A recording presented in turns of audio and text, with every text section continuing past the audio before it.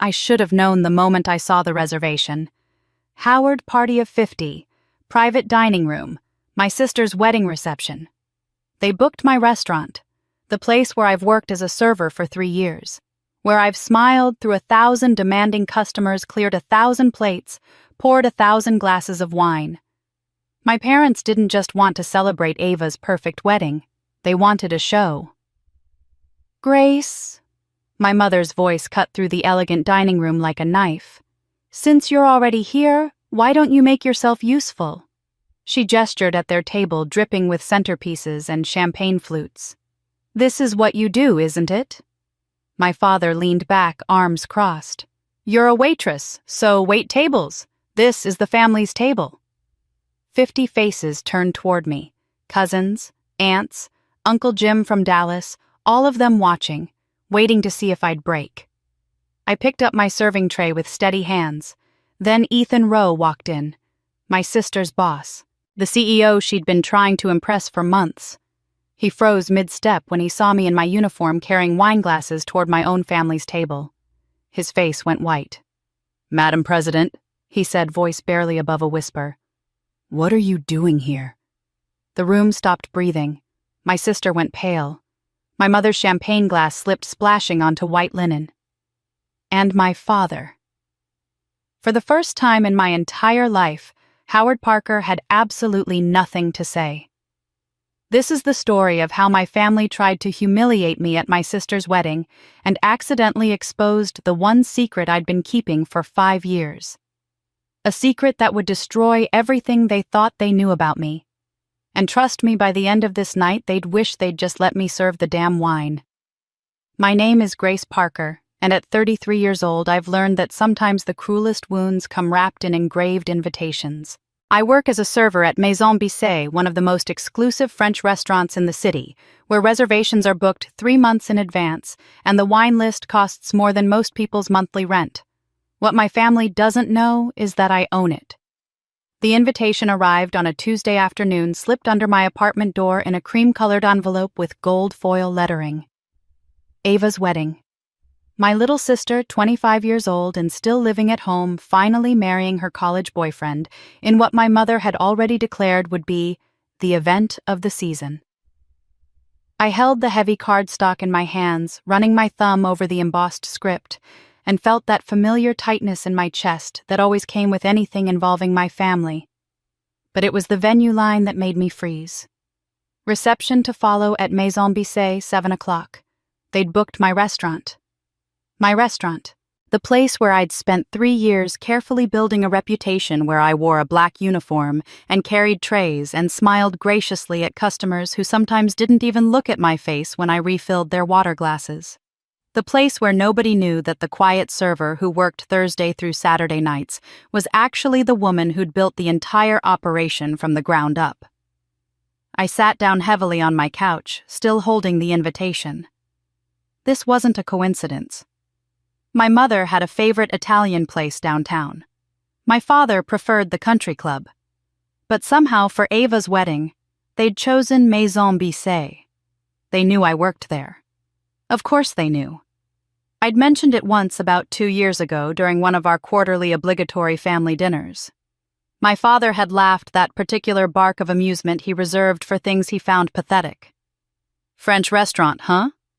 Finally found your level, Gracie. At least you're employed." My mother had patted my hand with her perfectly manicured fingers.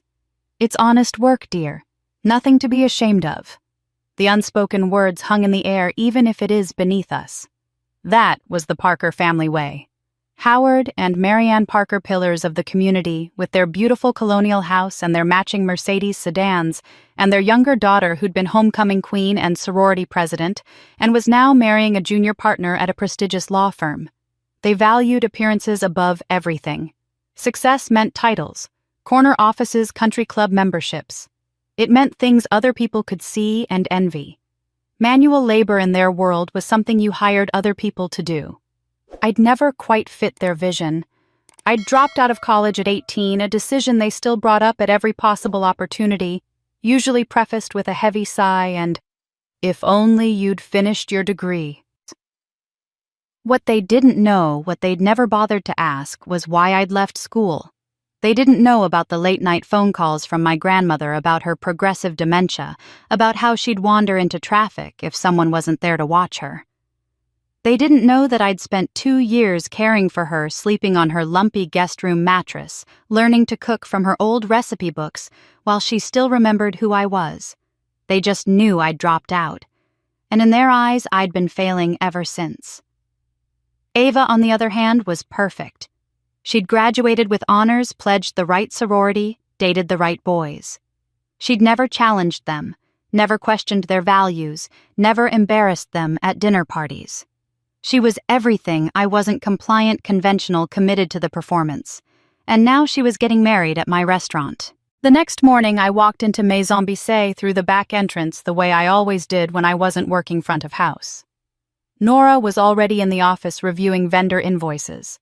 She'd been my general manager for 2 years, a sharp woman in her early 50s who'd worked in fine dining her entire career. She was one of only 3 people who knew the truth about who owned Maison Bissé.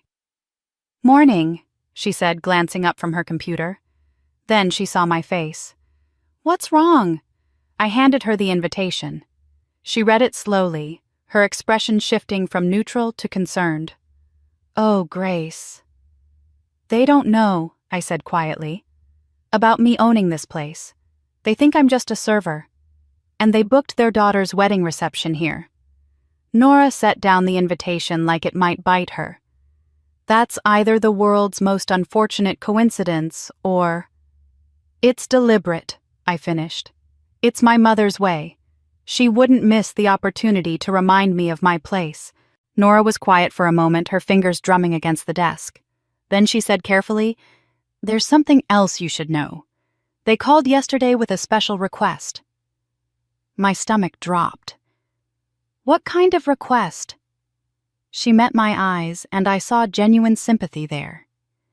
"They're requesting you wear the staff uniform and serve tables that day," Nora said quietly. The words hung in the air between us like smoke. They wanted me in uniform, serving their tables, playing the role they'd already assigned me in their minds. I should have been angry.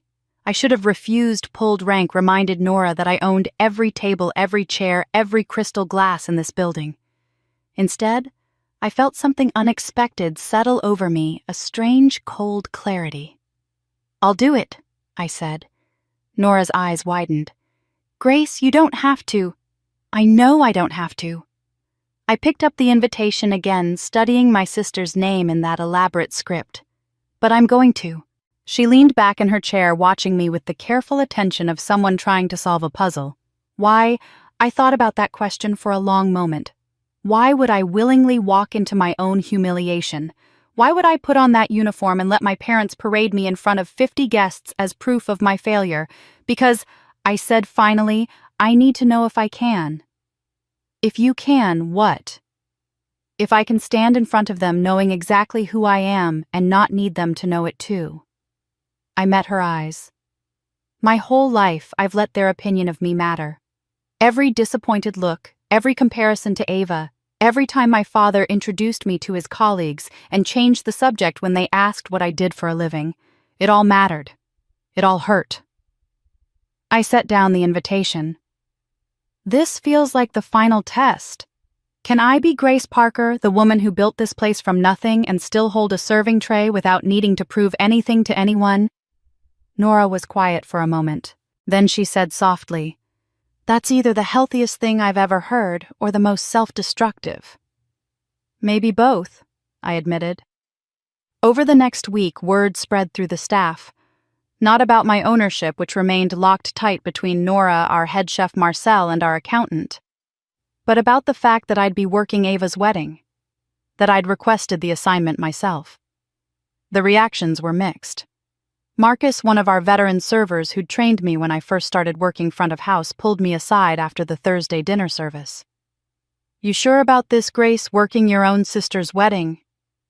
"I'm sure." He studied my face, trying to read something there. Marcus had worked fine dining for 20 years. He understood the subtle hierarchies, the unspoken rules, the way some customers treated servers like furniture. If anyone gives you trouble, you let me know. I don't care whose family it is. I squeezed his arm, grateful. Thank you. Elena, one of our younger servers, was less tactful. I heard your family specifically requested you. That's so weird. Are they trying to support your career or something? I managed a smile. Something like that. But it was Sophia, our sommelier, who came closest to understanding. She found me in the wine cellar 3 days before the wedding, supposedly checking inventory, but really just needing a moment alone in the cool, quiet space. They don't know, do they? She said without preamble. I looked up from my clipboard. Know what? That you're not just one of us. She gestured vaguely upward toward the restaurant above. Everyone respects you, Grace. The way you move through this place, the way you notice things, fix things before they become problems. We all know you're different. But your family, they don't see it at all, do they? I set down the clipboard. No, they don't. And you're going to let them keep not seeing it? It wasn't a question.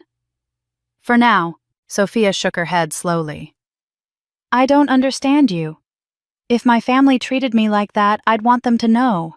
I'd want to watch their faces when they realized. Maybe, I said. But then it would be about them again. About their reaction, their shock, their regret. I'm tired of making my life about their approval. I picked up the clipboard again. This way I get to decide when and how the truth comes out. If it comes out at all. She left, shaking her head, but I saw something like admiration in her eyes. The day before the wedding, I went home and pulled out my leather briefcase from the back of my closet. Inside were documents I rarely looked at but always kept close: the LLC formation papers for Rowan Harbor Holdings, the parent company that owned Maison Bisset and 2 other restaurants in neighboring cities. The shareholder agreements. The bank statements showing steady growth over 5 years. My business card simple, black with silver lettering, Grace Parker, President and CEO. I ran my finger over the raised text. This was who I'd become in the years since I'd left my grandmother's house, since I'd taken the small inheritance she'd left me and turned it into something real. Not the failure my parents saw, not the disappointment they'd written off. Just Grace. Building something that mattered. I slipped one business card into my wallet, then packed the briefcase into my work bag. I didn't know why. Maybe I wanted the reminder, close proof that I existed beyond my family's limited vision. Maybe some part of me knew I'd need it. The morning of the wedding, I arrived at Maison Bisset 2 hours early. Nora was already there overseeing the private dining room setup. She saw me in my street clothes and gestured toward the office. Uniforms pressed and ready. I had it cleaned specially. She paused. Are you sure you want to serve your own family's table? Nora asked, eyes filled with concern. I met Nora's worried gaze and nodded once. I'm sure. The uniform felt different today. I'd worn it hundreds of times, moved through this dining room with trays balanced on my palm, refilled wine glasses, cleared plates with the invisible efficiency that good service required. But as I buttoned the crisp white shirt and tied the black apron around my waist, I felt like I was putting on armor instead of a costume. By 6:30, the private dining room glowed with soft amber light from the chandeliers I'd personally selected 3 years ago. White roses and peonies cascaded from crystal vases on every table. The seating chart stood on an easel near the entrance place cards arranged in my mother's precise handwriting. I recognized the names Aunt Caroline and Uncle Richard the Hendersons from the country club, the Weatherbys who'd known my parents since college. 50 people who'd watched Ava grow up, who'd attended her graduation parties and congratulated my parents on raising such an accomplished daughter. My name wasn't on the seating chart, of course. I wasn't a guest. The wedding party arrived at 7 sharp. I heard them before I saw them, a wave of laughter and champagne-bright voices spilling through the entrance. Then Ava appeared in the doorway, and even I had to admit she looked beautiful. Her dress was classic elegant, the kind of timeless silhouette my mother would have chosen. Her dark hair was swept up her makeup perfect, her smile radiant as guests surged forward to embrace her. I stood near the bar, partially hidden behind a column, and watched my sister become the center of everyone's universe. My mother held court near the windows, resplendent in dusty rose silk, accepting compliments on the venue with gracious nods. "Yes, it is lovely, isn't it?" Ava insisted on Maison Bissé. "She has such refined taste." No mention of her other daughter who worked here. No acknowledgement of my existence at all. The toasts began after the salad course. Ava's new husband, Brandon, stood with his champagne flute, raised his face flushed with happiness and expensive wine. "To my beautiful bride," he said, and everyone cheered. His best man followed with a rambling story about college football games and late-night pizza runs. Aunt Caroline dabbed at her eyes with a linen napkin. Then my father stood. Howard Parker commanded attention without effort. Tall, silver-haired, with the confident posture of a man who'd never doubted his place in the world. "My daughter," he began, his voice carrying easily across the room, "has always made us proud. From her first piano recital to her college graduation, to this moment watching her marry a fine young man from a good family." He paused, letting the words settle. "Marianne and I are blessed. Truly blessed." I poured water into crystal glasses at table 7. My hand steady, my face neutral. Not one person looked at me. I was part of the scenery, as invisible as the wallpaper. The first dance was everything a first dance should be. Ava and Brandon swayed to some romantic ballad, while guests formed a circle around them, phones held high to capture the moment. The DJ transitioned smoothly into upbeat classics. Uncle Richard pulled Aunt Caroline onto the floor. The Weatherbys joined them. My mother danced with Brandon's father, both of them moving with the practiced ease of people who'd attended 1,000 events like this. I circulated through the room with a wine bottle, offering refills, collecting empty glasses. Marcus caught my eye from across the room and gave me a small nod. "You okay?" I nodded back. "I'm fine." That's when Ethan Rowe arrived. I noticed him immediately because he was late, slipping through the entrance just as the salad plates were being cleared. He was younger than most of the guests, maybe 40, with dark-rimmed glasses and the slightly rumpled look of someone who'd come straight from the office. I knew who he was. Ava had mentioned her boss countless times during our obligatory phone calls, always with a mixture of admiration and nervousness. Ethan Rowe, senior partner at Morrison & Hale, the corporate law firm where my sister worked as a junior associate. He found his place card at table 3 near the windows and settled in with an apologetic smile to his table mates. I watched him scan the room with the assessing gaze of someone used to reading situations quickly. His eyes moved over the flowers, the guests, the happy couple still on the dance floor. Then his gaze landed on me. I was refilling wine glasses at table 5, bent slightly forward in the practiced posture of attentive service. For just a moment, I saw confusion flicker across his features. Then he looked away, shaking his head slightly as if dismissing whatever thought had crossed his mind. I finished my rounds and returned to the service station near the kitchen doors. Through the small window, I could see Marcel overseeing the entree plating with his usual intensity. Everything was running smoothly. The guests were happy. My sister was glowing. My parents were basking in reflected glory. And I was invisible. My father caught my eye as I emerged with a fresh bottle of wine. He was standing with a group of his golf buddies near the bar, all of them red-faced and jovial from good food and better alcohol. He crooked his finger at me, summoning me over with the casual entitlement of someone who'd never considered that a server might be a person with thoughts and feelings. I approached with the bottle. "Sir?" He didn't look at me when he spoke, addressing his companions instead. "This is my older daughter, Grace. She works here." The way he said it made it sound like a punchline he was setting up. One of the men, someone I vaguely recognized from childhood barbecues, gave me a polite smile. "Oh, how nice. Are you in restaurant management?" Before I could answer, my father laughed that same bark of amusement I'd heard my entire life. "Management, no. Grace is a waitress." He finally looked at me, his eyes cold beneath the friendly expression. "Go serve, pour the wine. You still work here, don't you?" I poured the wine with hands that didn't shake. The Cabernet flowed into his glass in a perfect crimson stream, exactly the right amount, stopping just below the widest part of the bowl, the way I'd been trained. "Of course, sir," I said, my voice steady and professional. "Enjoy your evening." I moved to the next table before he could say anything else, before his golf buddies could offer their sympathetic smiles or awkward attempts to change the subject. The test, I reminded myself. This was the test. Could I stand here in this uniform knowing what I knew about myself and let his words roll off me like rain off glass? The answer, I discovered, was yes. But it cost something. The entrees were served at 8:15. Filet mignon with burgundy reduction, exactly as my mother had ordered during her tasting appointment last month. She'd come in on a Tuesday afternoon, swept through the restaurant with Ava in tow, sampling dishes and making pronouncements about flavor profiles. She'd spoken to Nora the entire time, never once acknowledging that her other daughter was standing 10 feet away polishing wine glasses at the bar. Now those same dishes were being presented to 50 guests who murmured appreciation at the presentation, at the tenderness of the meat, at the delicate balance of the sauce.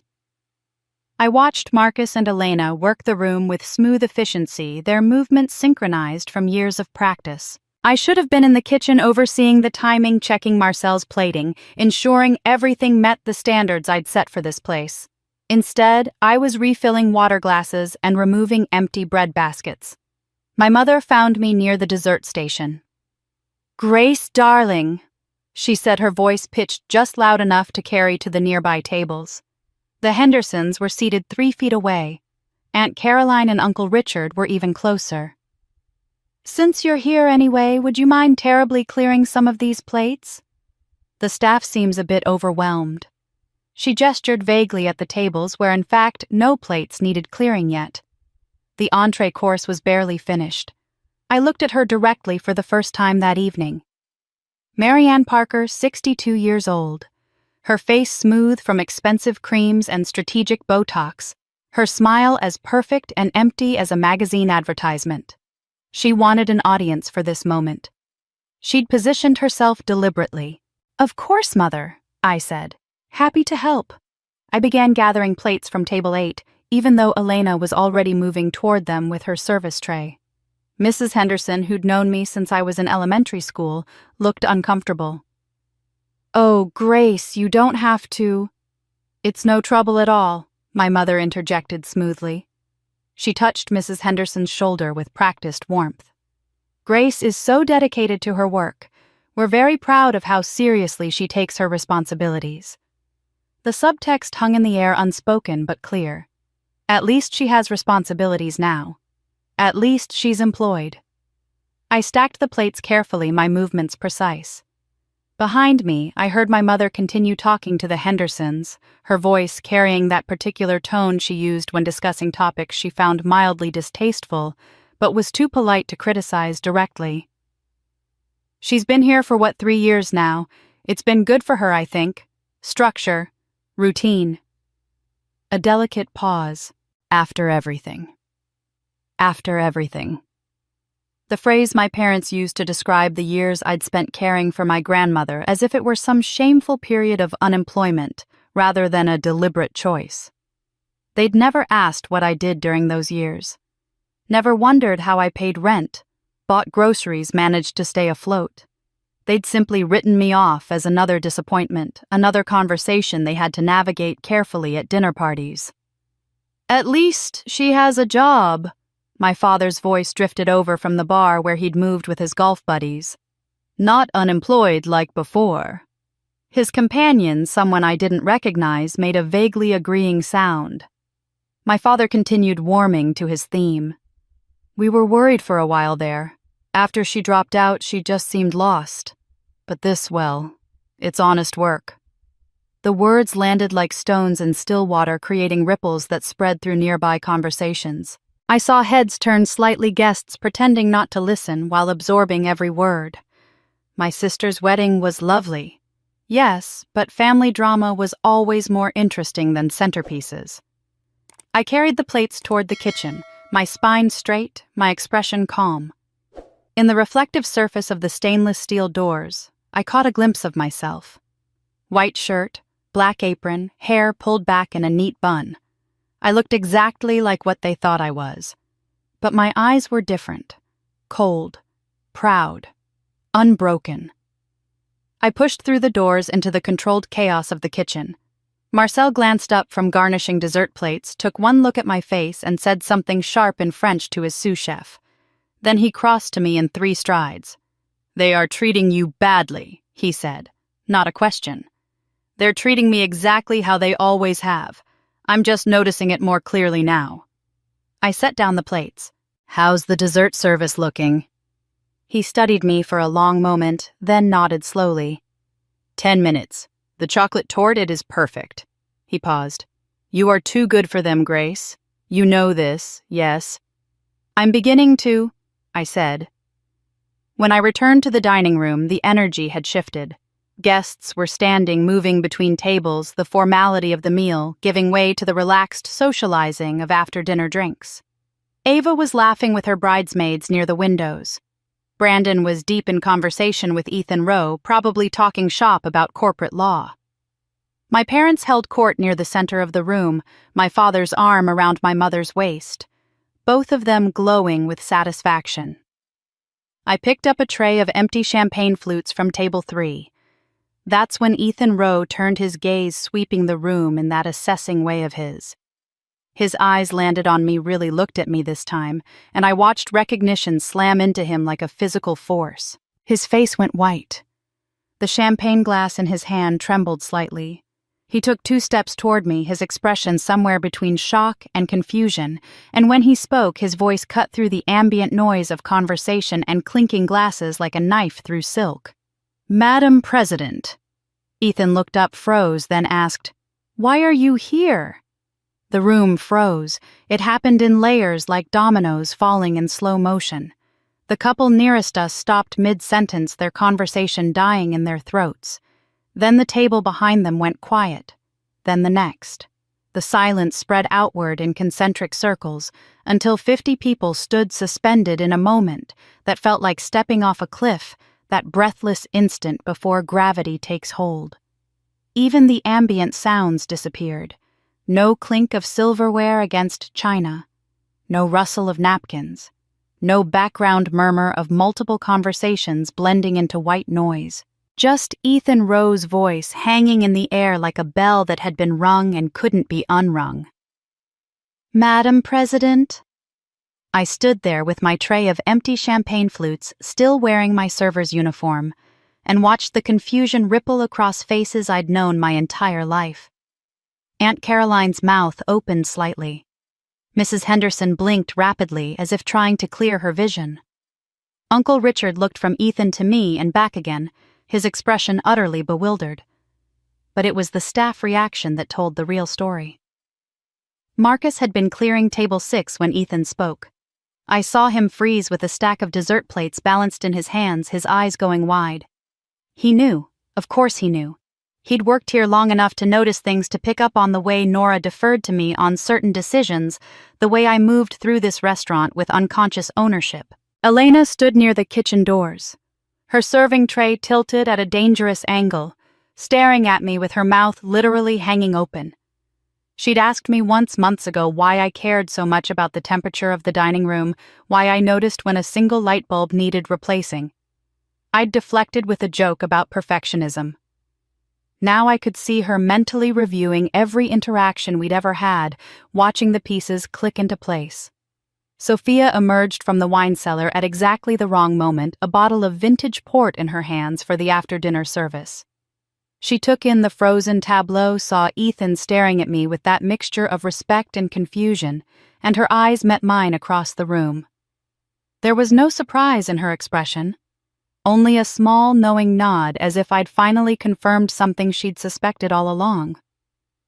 But it was Nora's reaction that nearly broke my composure. She'd been stationed near the entrance, overseeing the flow of service with her usual quiet competence. When Ethan's words cut through the room, she pressed one hand to her chest, her face cycling through a series of emotions too quick to name. Fear for me, pride, concern about what would happen next. We'd kept this secret for 3 years, the two of us and Marcel and the accountant. Now it was spilling out in front of 50 witnesses at my sister's wedding reception. My father was the first to recover. Of course he was. Howard Parker had spent his entire life navigating social situations, smoothing over awkward moments, controlling narratives. He stepped forward with a laugh that sounded almost genuine, the kind of hearty chuckle meant to diffuse tension and redirect attention. "Ethan, what are you joking about?" He clapped the younger man on the shoulder with practiced bonhomie, his smile wide and dismissive. "This is my daughter Grace. She works here. She's a waitress." He emphasized the last word slightly, as if Ethan had simply made an honest mistake that could be easily corrected. But Ethan didn't laugh along. He didn't smile or nod or play along with my father's attempt to rewrite reality. Instead, he pulled out his phone with hands that weren't quite steady, scrolled through something, then looked at me again with absolute certainty. "No," he said quietly. "No, that's not right." My mother had joined my father now, her hand on his arm, her face arranged in polite confusion. "I'm sorry, I don't understand. What's going on?" She looked at me expectantly, waiting for me to explain this bizarre interruption, to apologize for somehow causing a scene at Ava's perfect wedding. I set down my tray on the nearest table. My hands were steady. My breathing was even. This was it then. The moment I'd been simultaneously dreading and preparing for since the day I'd accepted my mother's deliberate humiliation. "Ethan," I said, my voice carrying clearly in the unnatural silence. "It's fine. You don't have to—" "Yes, I do." He was scrolling through his phone again, pulling up something, his face flushed with the awkwardness of being at the center of attention. "We've been negotiating for 3 months. I've been in meetings with you. I've sent you proposals, budgets, contracts." He looked up at my parents, then at the assembled guests, then back at me. "You're not a waitress." My sister had pushed through the crowd now, her white dress catching the light from the chandeliers. Brandon was right behind her, looking utterly lost. "What's happening?" Ava's voice was thin, uncertain. "Grace, what is he talking about?" I met her eyes, my baby sister who'd never questioned our parents' version of our family story, who'd accepted without examination that I was the failure and she was the success. For a moment I felt something like pity. "Ava," I said gently, "it's complicated." 3 months ago, Ethan continued, his voice gaining strength. Morrison & Hale was hired to handle a major commercial real estate acquisition. Multiple properties, complex financing, cross-state regulatory issues. Our client was Rowan Harbor Holdings, a privately held investment company. He paused, making sure everyone was following. "I've been working directly with the company's founder and CEO. We've had video conferences. We've exchanged hundreds of emails. I know exactly who she is." My father's smile was faltering now, becoming fixed and brittle. "That's impossible. Grace is brilliant," Ethan interrupted, and there was something fierce in his tone, almost protective. "She's one of the sharpest business minds I've ever worked with. She built an investment portfolio from nothing, acquired 3 restaurant properties in 5 years, and she did it all while maintaining complete anonymity." He reached into his jacket pocket and pulled out a business card, holding it up so everyone could see the simple black cardstock with silver lettering. "Chairman of Rowan Harbor Holdings." Ethan held up the business card. "Correct, Madam President." I took the business card from Ethan's outstretched hand, feeling the familiar weight of the cardstock between my fingers. How many of these had I handed out over the years? Dozens. Hundreds, maybe. To lawyers and accountants and real estate brokers and bank executives. To everyone except the people standing in this room. "Yes," I said simply. "That's correct." The silence that followed was different from before. This wasn't the frozen shock of Ethan's initial question. This was the heavy, suffocating quiet of people trying to reorganize everything they thought they knew about the world. My father's face had gone from ruddy to pale, his characteristic confidence draining away like water from a cracked glass. "I don't understand," he said, and for the first time in my life, Howard Parker sounded genuinely uncertain. You work here. You're a server. We've seen you, I do work here, I confirmed. I work the floor 3 nights a week. I've been doing it since Maison Bissé opened 5 years ago. I gestured around the elegant dining room at the custom millwork and the imported French light fixtures and the wine cellar that held over 2,000 bottles. I own it. I own all of it. Mrs. Henderson found her voice first tentative and confused. But Grace, dear, how did you… My grandmother, I said, and saying her name out loud in this room felt like opening a window in a stuffy space. When she passed away 8 years ago, she left me her house. It wasn't much a small bungalow in a neighborhood that was just starting to gentrify. I sold it for $230,000. I saw my mother's eyes widen slightly. She hadn't known about the inheritance. Neither of them had. I used that money as seed capital. Started small, invested carefully. Real estate partnerships, commercial properties, small business acquisitions. Within 3 years, I had enough to buy this building and open Maison Bissé. Ethan was nodding, his initial shock settling into something like vindication. Rowan Harbor Holdings now owns 3 restaurants across 2 states. The portfolio's worth is confidential, but I can tell you the real estate alone is valued in the high 7 figures.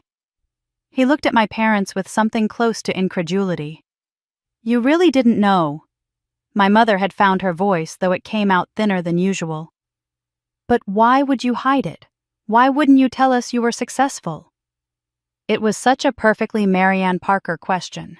Success was something you displayed, something you used to gain social capital and admiration. The idea that someone might achieve something and choose not to broadcast it was genuinely incomprehensible to her. Because, I said carefully, I needed to know if I could do it on my own terms, not as Howard and Marianne Parker's daughter, not trading on a family name or reputation, just as Grace. I met Nora's eyes across the room and saw her nod slightly. When I started working the floor here, it wasn't because I had to. It was because I wanted to understand every aspect of this business. I wanted to serve tables and polish glassware and hear what customers said when they thought the owner wasn't listening. I wanted to know if my staff would respect someone based on how they worked, not what title they held. Marcus stepped forward slightly, his expression thoughtful. You were testing us, he said. Not accusatory, just understanding. I was testing myself, I corrected gently. Could I be excellent at something without needing recognition for it? Could I build something real without needing my parents' approval? I looked at my father. Turns out I could. Brandon, who'd been silent this whole time, cleared his throat awkwardly. So when Ava told me her sister worked at this restaurant, she meant exactly what she said, I confirmed. I do work here. She just didn't know I also owned it. I turned to Ethan. How much have you told Ava about the Morrison and Hale project? He shifted uncomfortably. Attorney-client privilege means I couldn't disclose the client's identity.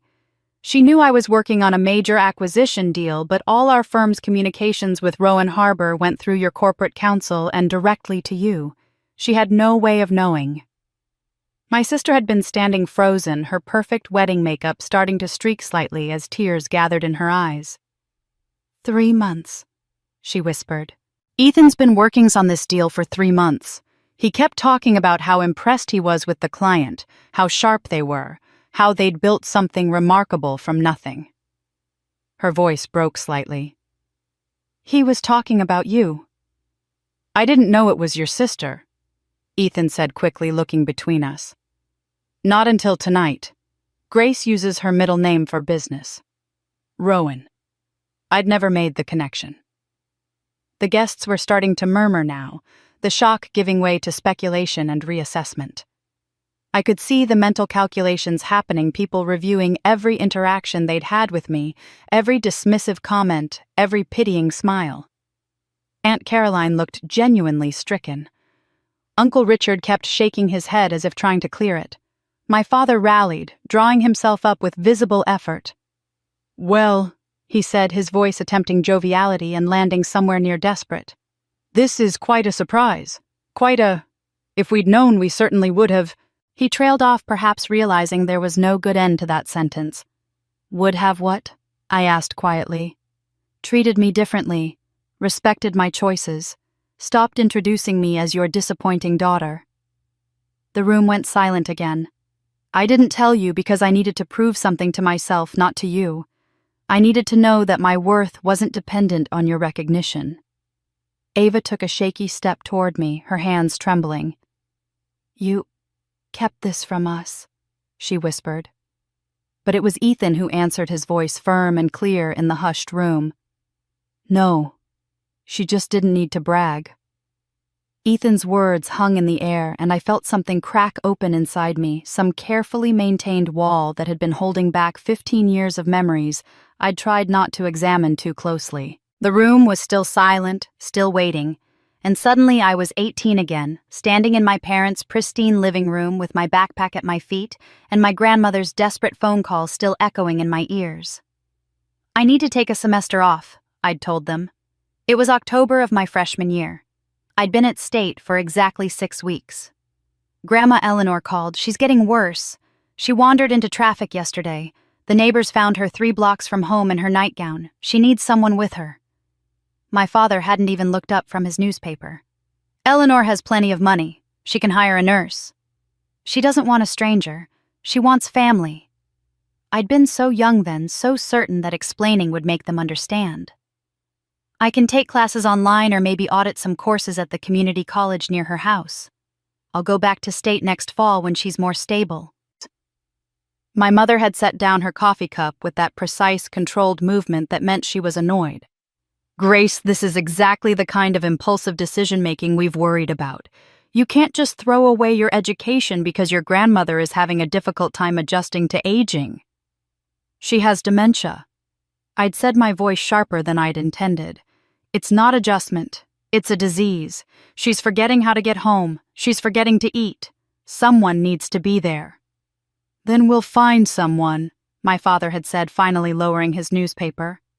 A professional. Someone qualified. You are not dropping out of college to play nursemaid. But I had. I'd withdrawn from my classes, packed up my dorm room, and moved into my grandmother's small bungalow with its creaky floors and outdated kitchen and the garden she'd tended for 40 years. I'd learned to hide the car keys to lock the doors at night to gently redirect her when she forgot where she was or who I was or why this strange young woman kept insisting she take her medication. My parents had been furious. Not worried. Not sympathetic. Furious. You're throwing your life away, my mother had said during one of her rare visits, standing in my grandmother's kitchen like she was afraid to touch anything. You're 20 years old, Grace. This isn't your responsibility. But it had felt like my responsibility. My grandmother had been the one who'd taught me to read, who'd let me spend summers in her garden, who'd listened when I talked about my dreams without immediately redirecting the conversation to what was practical or impressive or socially acceptable. When she'd looked at me with confused eyes and asked, "What's your name, dear?" my heart had broken, but I'd smiled and said, "I'm Grace. I'm here to help."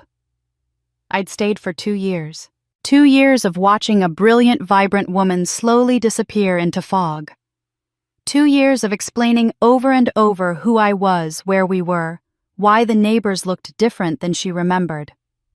2 years of my parents telling anyone who asked that I'd taken some time off to find myself, their voices heavy with disappointment. What they never mentioned was that halfway through my first year with my grandmother, my college fund disappeared. I'd found out by accident calling the financial aid office to ask about re-enrollment procedures for the following fall. The administrator had been confused. "But Ms. Parker, according to our records, your parents withdrew the remaining balance last March. They submitted paperwork indicating you wouldn't be returning." $17,000. Everything that was left after my single semester of tuition and housing. When I'd called home, my mother had been matter-of-fact. Ava needed it for her pageant circuit. The entry fees, the coaching, the wardrobe. These things are expensive, Grace. And you weren't using the money anyway. She'd paused, and I could picture her sitting at the kitchen table perfectly composed. Besides, if you'd stayed in school like we wanted, this wouldn't have been an issue. I'd been too stunned to argue. Ava was 16, then, beautiful and poised and everything my parents had wanted in a daughter. Of course they'd invested in her success. Of course my abandoned education fund had seemed like a reasonable source of capital. I'd never told my grandmother. She had enough confusion, enough worry. But I think she knew something was wrong because one afternoon, during a rare moment of clarity, she'd pressed her old expense notebook into my hands. "I've been writing everything down," she'd said, her eyes sharp and focused in a way they rarely were anymore. "Every penny I spend, where it goes, what it's for. Your grandfather taught me that. Money isn't about how much you make, Gracie. It's about knowing where it goes." She'd tapped the worn leather cover. "You keep track, you stay in control. You understand?" I'd kept that notebook. After she died, after I'd sold her house and stood at her grave with my parents on either side of me, both of them dry-eyed and already discussing the estate settlement, I'd kept her notebook. I'd started my own, tracking every dollar of the inheritance, every investment, every calculated risk. Her discipline had become my foundation. Now, standing in the restaurant I'd built with the seeds she'd planted, I looked at my parents and saw them truly for the first time. Not as the authorities whose approval I'd sought my entire life. Just as two people who'd made choices, who'd valued appearance over substance, who'd seen their daughters as reflections of themselves rather than as individuals with their own worth. My mother had gone very pale. She turned to Aunt Caroline, her voice low, but not quite low enough. "We did that for your own good," Marianne said quietly, and Grace heard everything. The words hit me like a slap, sharp and casual in their cruelty. For your own good. As if taking my education fund, as if dismissing my choices, as if orchestrating this entire evening's humiliation had all been some kind of parental wisdom I was too foolish to appreciate. I turned away from my mother's conversation with Aunt Caroline and found Nora standing a few feet behind me, her face stricken with an expression I'd never seen before. Guilt. Raw, devastating guilt. "Grace," she said quietly, stepping closer so the guests wouldn't overhear. "I need to apologize. When your mother called with that request, when she specifically asked that you be assigned to serve their table, I should have refused. I should have protected you." Her voice dropped even lower. "I knew what they were doing. I knew it was meant to humiliate you, and I let it happen anyway because I thought you had some reason for allowing it. But I should have said no. I should have told them the truth right then." I looked at this woman who'd been my partner in building Maison Bissé from an empty shell into something extraordinary. Nora Chen, 53 years old, who'd worked in restaurants since she was 16, who'd climbed from dishwasher to general manager through sheer competence and relentless attention to detail. She'd never married, had devoted her life to the hospitality industry, and had told me once over late-night inventory that she'd never regretted choosing career over the conventional path everyone expected of women her generation. "Nora," I said gently, "you did exactly what I asked you to do. But I facilitated. You trusted my judgment. That's different." I touched her arm briefly. I needed to know if I could stand in this room wearing that uniform and still know who I was. "You gave me that opportunity. Don't apologize for it." Her eyes filled with tears she was too professional to let fall. "You shouldn't have had to prove anything." Maybe not, but I needed to prove it to myself. I glanced around the dining room at the staff who were still processing everything, at the guests who were starting to whisper among themselves. What I need now is for everyone to stay calm and maintain our standards. Can you help me with that? She straightened immediately, the manager in her taking over from the friend. Of course. What do you need? Make sure Marcus and Elena know that nothing changes operationally. They still report to you, you still run this floor. The only difference is now everyone knows who signs the paychecks. I kept my voice low but firm. And Nora, no one's getting fired. Not for this. I just need everyone to maintain standards and act professionally for the rest of the evening. Relief flooded her features. I'll take care of it. As she moved away to gather the staff, I pulled out my phone and opened the voice recording app I'd started running the moment I'd arrived at the restaurant that evening. 3 hours and 17 minutes of audio capturing every comment, every dismissive laugh, every carefully aimed barb. My father's casual cruelty to his golf buddies, my mother's performance for the Hendersons, the whispered asides about my unemployment, my failures, my disappointing life choices. I stopped the recording and saved it with today's date, then opened my email. The message from my mother requesting that I specifically be assigned to serve their table was still there, sent 2 weeks ago, with that particular tone of false sweetness she used when she wanted something. It would mean so much to Ava to have her sister there on her special day, even if Grace is working. Perhaps she could be assigned to our family table. It would be such a lovely touch. I forwarded it to my personal email, then to the encrypted cloud storage I used for important business documents. Then I scrolled back further, finding the reservation confirmation where my mother had specified, "The waitress Grace Parker should not be informed this is a family event." That one I screenshotted and saved. Evidence. Cold, clear, undeniable evidence of deliberate humiliation. I'd spent years in business learning that documentation mattered, that proof was power, that emotions without evidence were just noise.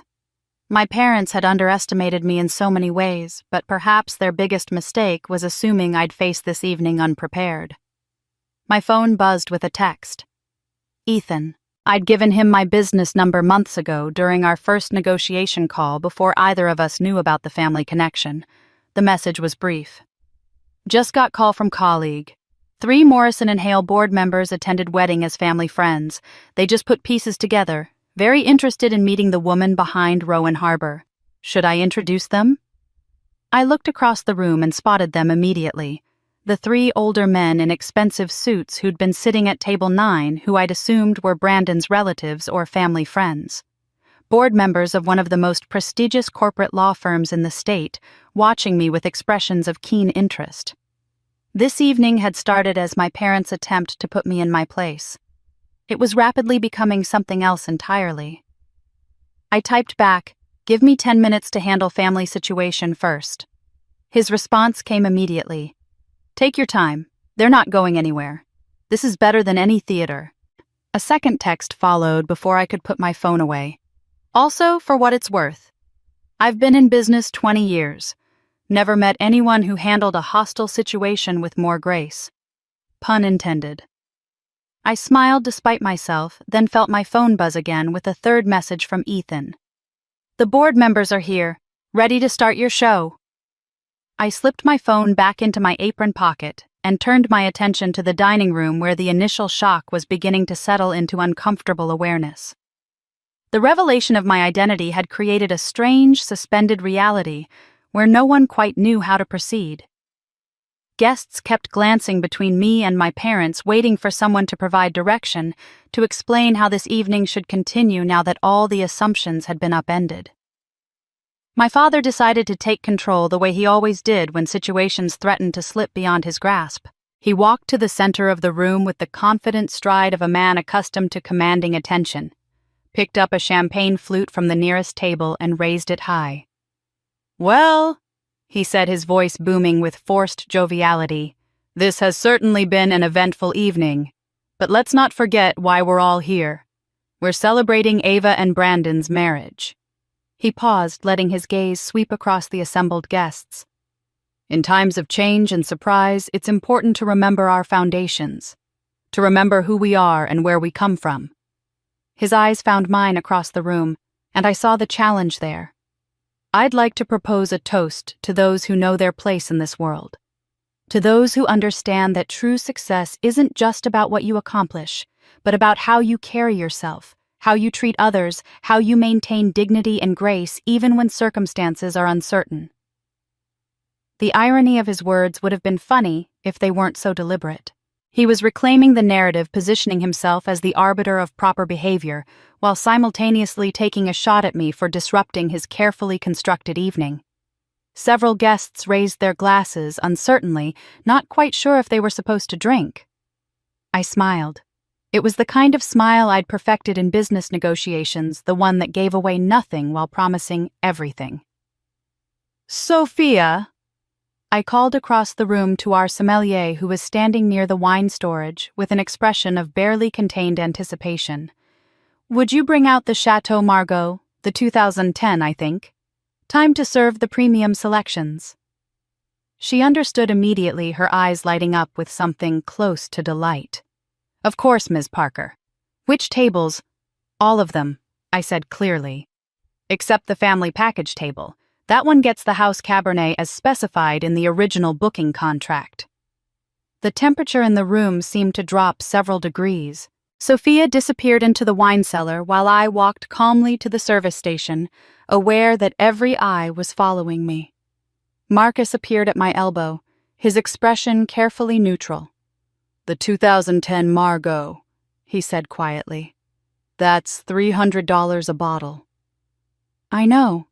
I picked up a clean wine glass, held it up to the light to check for spots.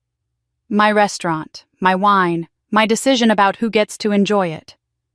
He nodded slowly, and I saw the corner of his mouth twitch upward. Understood, boss. Sophia emerged with the first bottle, handling it with the reverence it deserved. The label alone was enough to make several guests sit up straighter, their expressions shifting from confused to intrigued. Mrs. Henderson, who fancied herself a wine connoisseur, actually gasped. Is that a Chateau Margaux? She asked, leaning forward. My goodness, we had that at our 40th anniversary dinner. It was extraordinary. It is indeed, I confirmed, moving to her table with the bottle.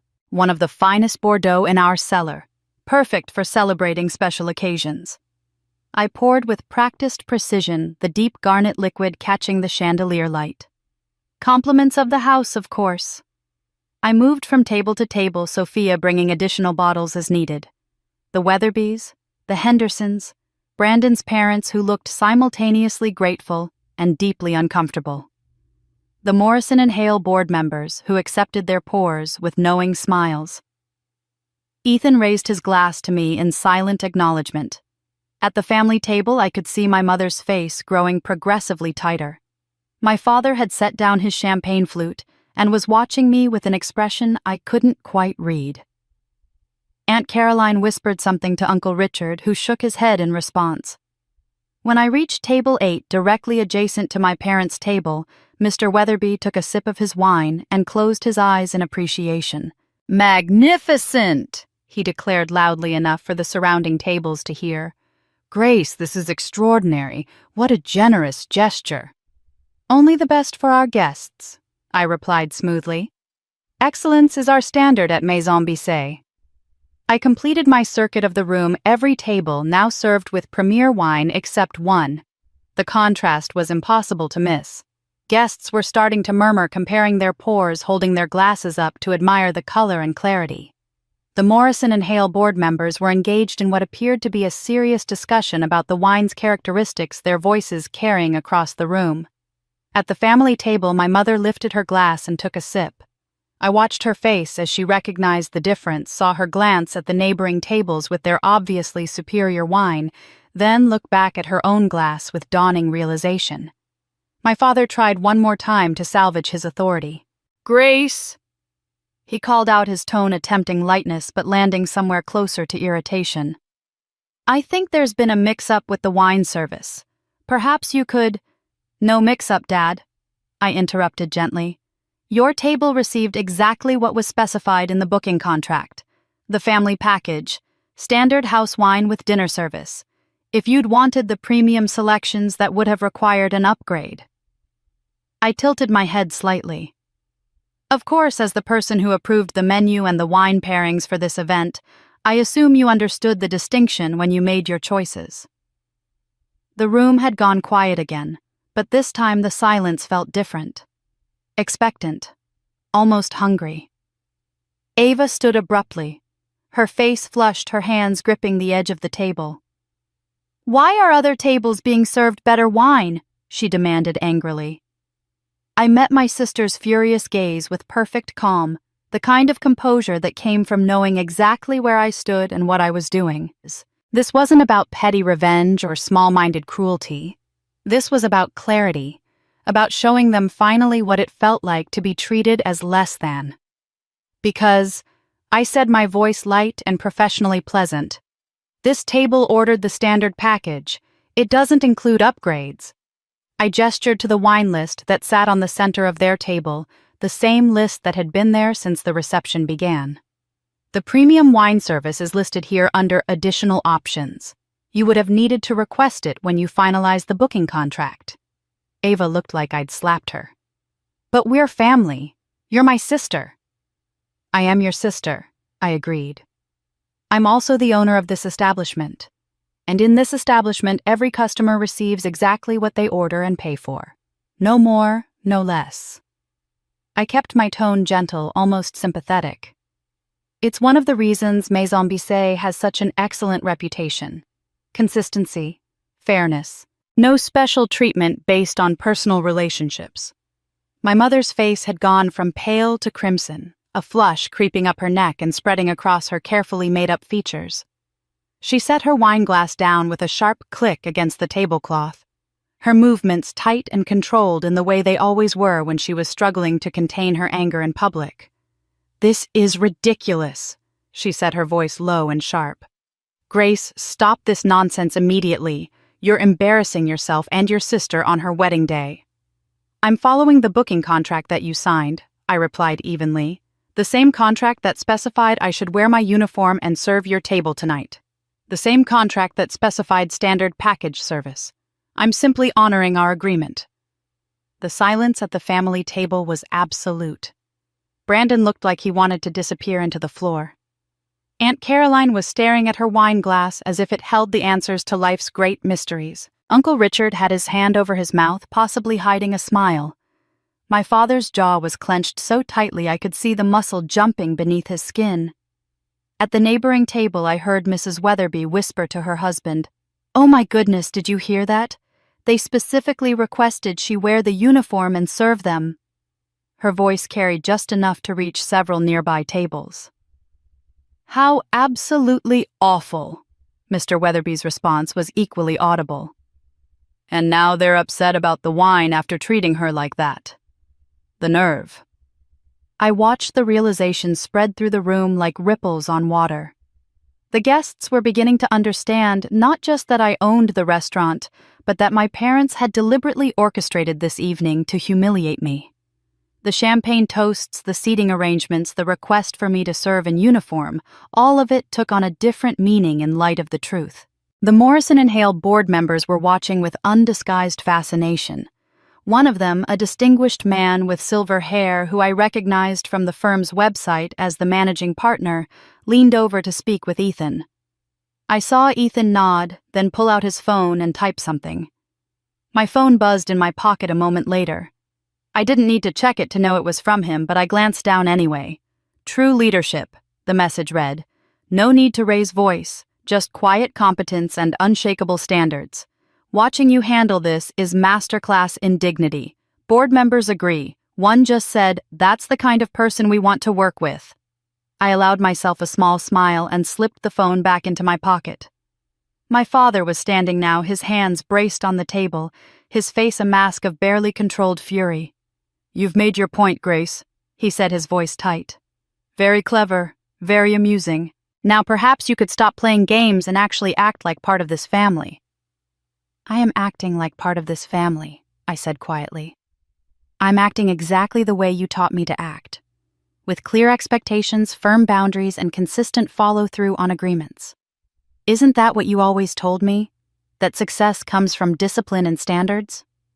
He opened his mouth to respond, but I continued before he could speak. "You booked this restaurant knowing I worked here. You specifically requested that I serve your table in uniform.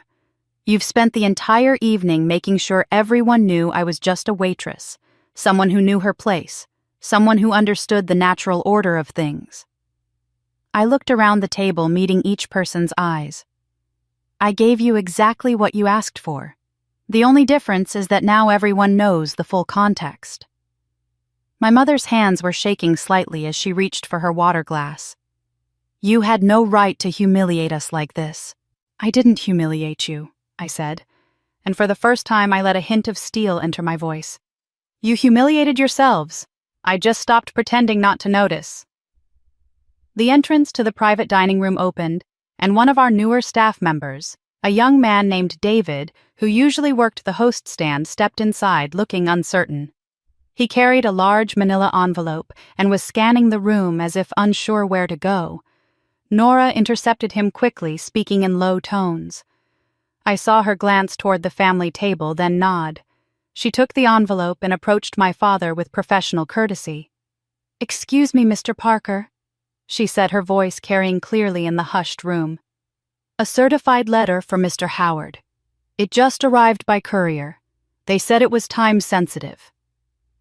My father took the envelope from Nora with hands that weren't quite steady, his earlier confidence visibly draining away. A certified letter delivered by courier to a wedding reception wasn't good news. Everyone in the room understood that much. He turned the envelope over, examining the return address, and I saw something flicker across his face. Fear, maybe, or recognition.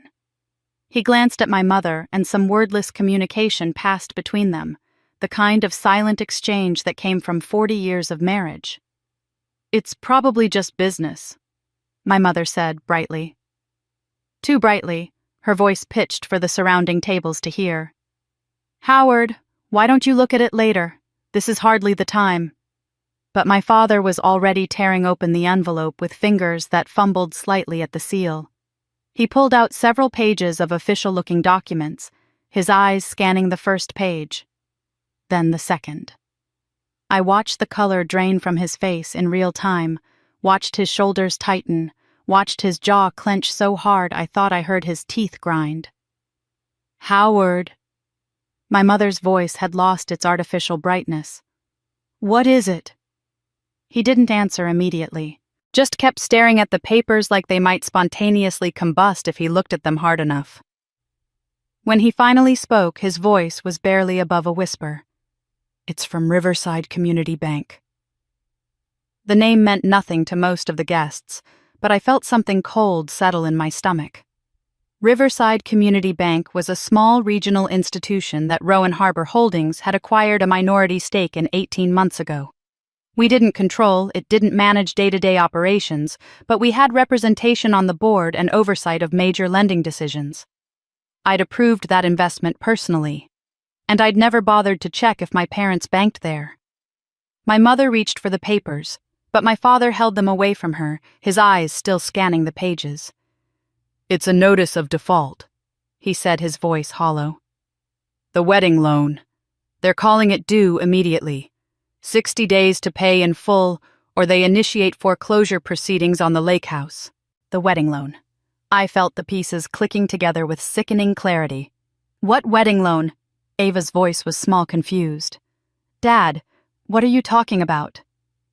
My mother finally snatched the papers from his hands, her eyes moving rapidly over the text.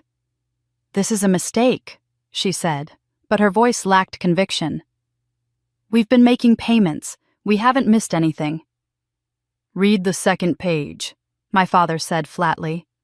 I watched my mother's face as she read, saw her carefully maintained composure begin to crack. "But that was the old mortgage, the one on the lake house. That was paid off 3 years ago." She looked up at him. "You told me it was paid off." "It was," he said. "But we needed capital for the wedding. Ava deserved the best. You said so yourself. The venue deposits the catering, the photographer, all of it. Do you know what a wedding like this costs?" The number on the documents was visible from where I stood. $85,000. They'd taken out an $85,000 loan to fund my sister's wedding. Ava looked like she might be sick. "You went into debt for this, Dad. I didn't know. I didn't ask for—" "Of course you didn't ask." My mother cut in, her voice sharp. "You shouldn't have to ask. You're our daughter. You deserve to have the wedding you dreamed of." She shot a venomous look in my direction, as if this were somehow my fault. My father was reading the documents again, his finger tracing down the page. "They're calling it due because we used the lake house as collateral. But the appraisal came back lower than expected. The loan-to-value ratio is out of compliance with their revised lending standards." He looked up, his eyes wild. We have 60 days to pay $85,000 or lose the house. The lake house.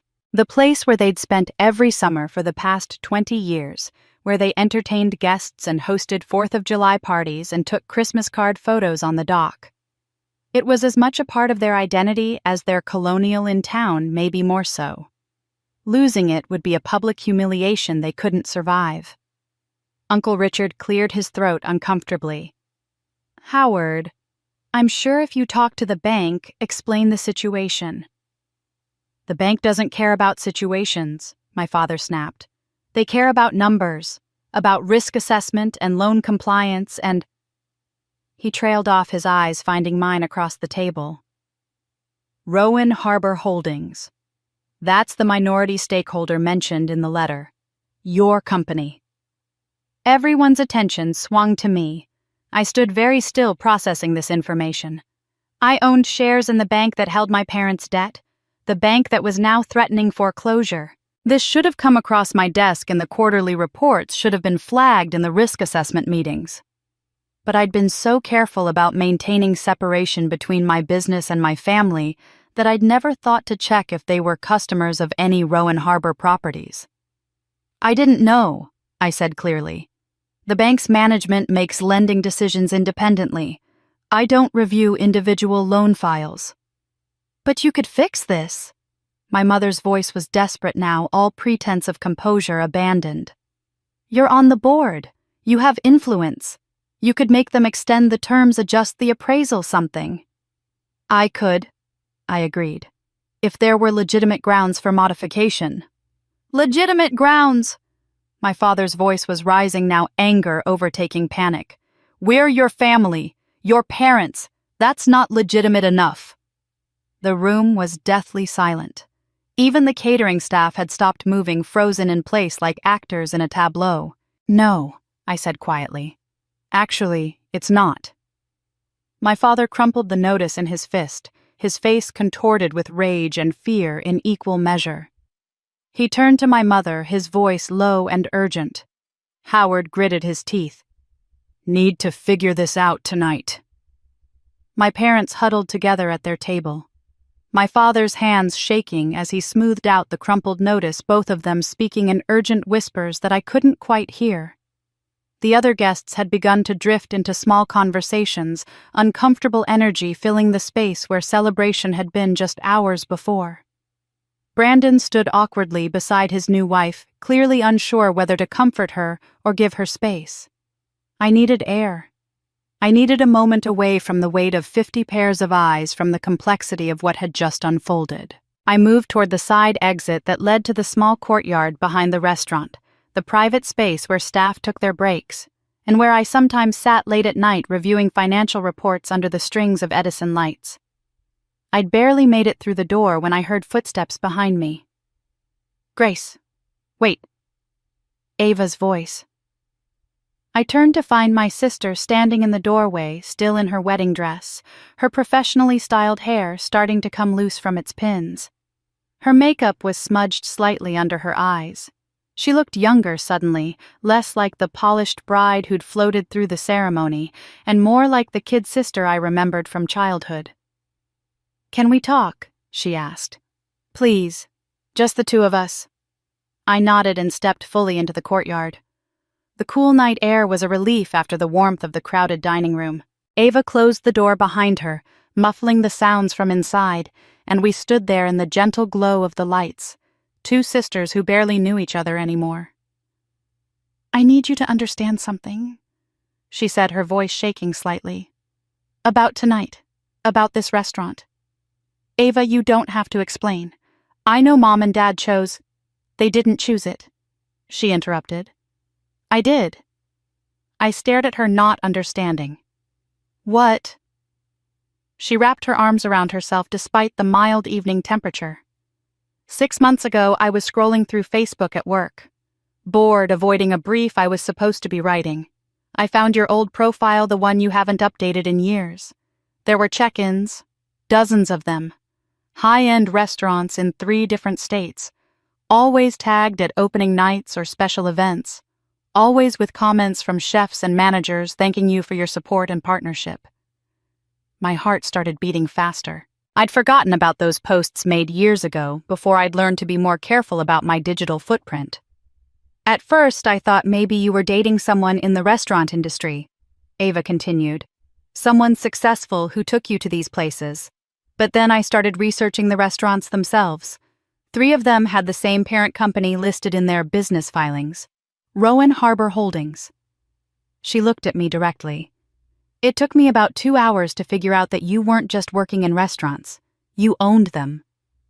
Why didn't you say anything? I asked quietly. Because I was angry. Her voice cracked slightly. I was so angry, Grace. All those years of them comparing us, of holding me up as the example while putting you down. All those dinners where Dad would sigh about your wasted potential and Mom would change the subject when her friends asked about you. And the whole time you were building an empire and just not telling anyone. I had my reasons. I know you did. I figured that out too. She turned away, looking up at the lights strung overhead. When I got engaged, Mom immediately started planning this massive wedding, the kind that makes a statement, she kept saying, the kind that shows everyone what the Parker family is capable of producing. She wanted the country club, but I told her I wanted Maison Bissé. Understanding was dawning slowly like sunrise through fog.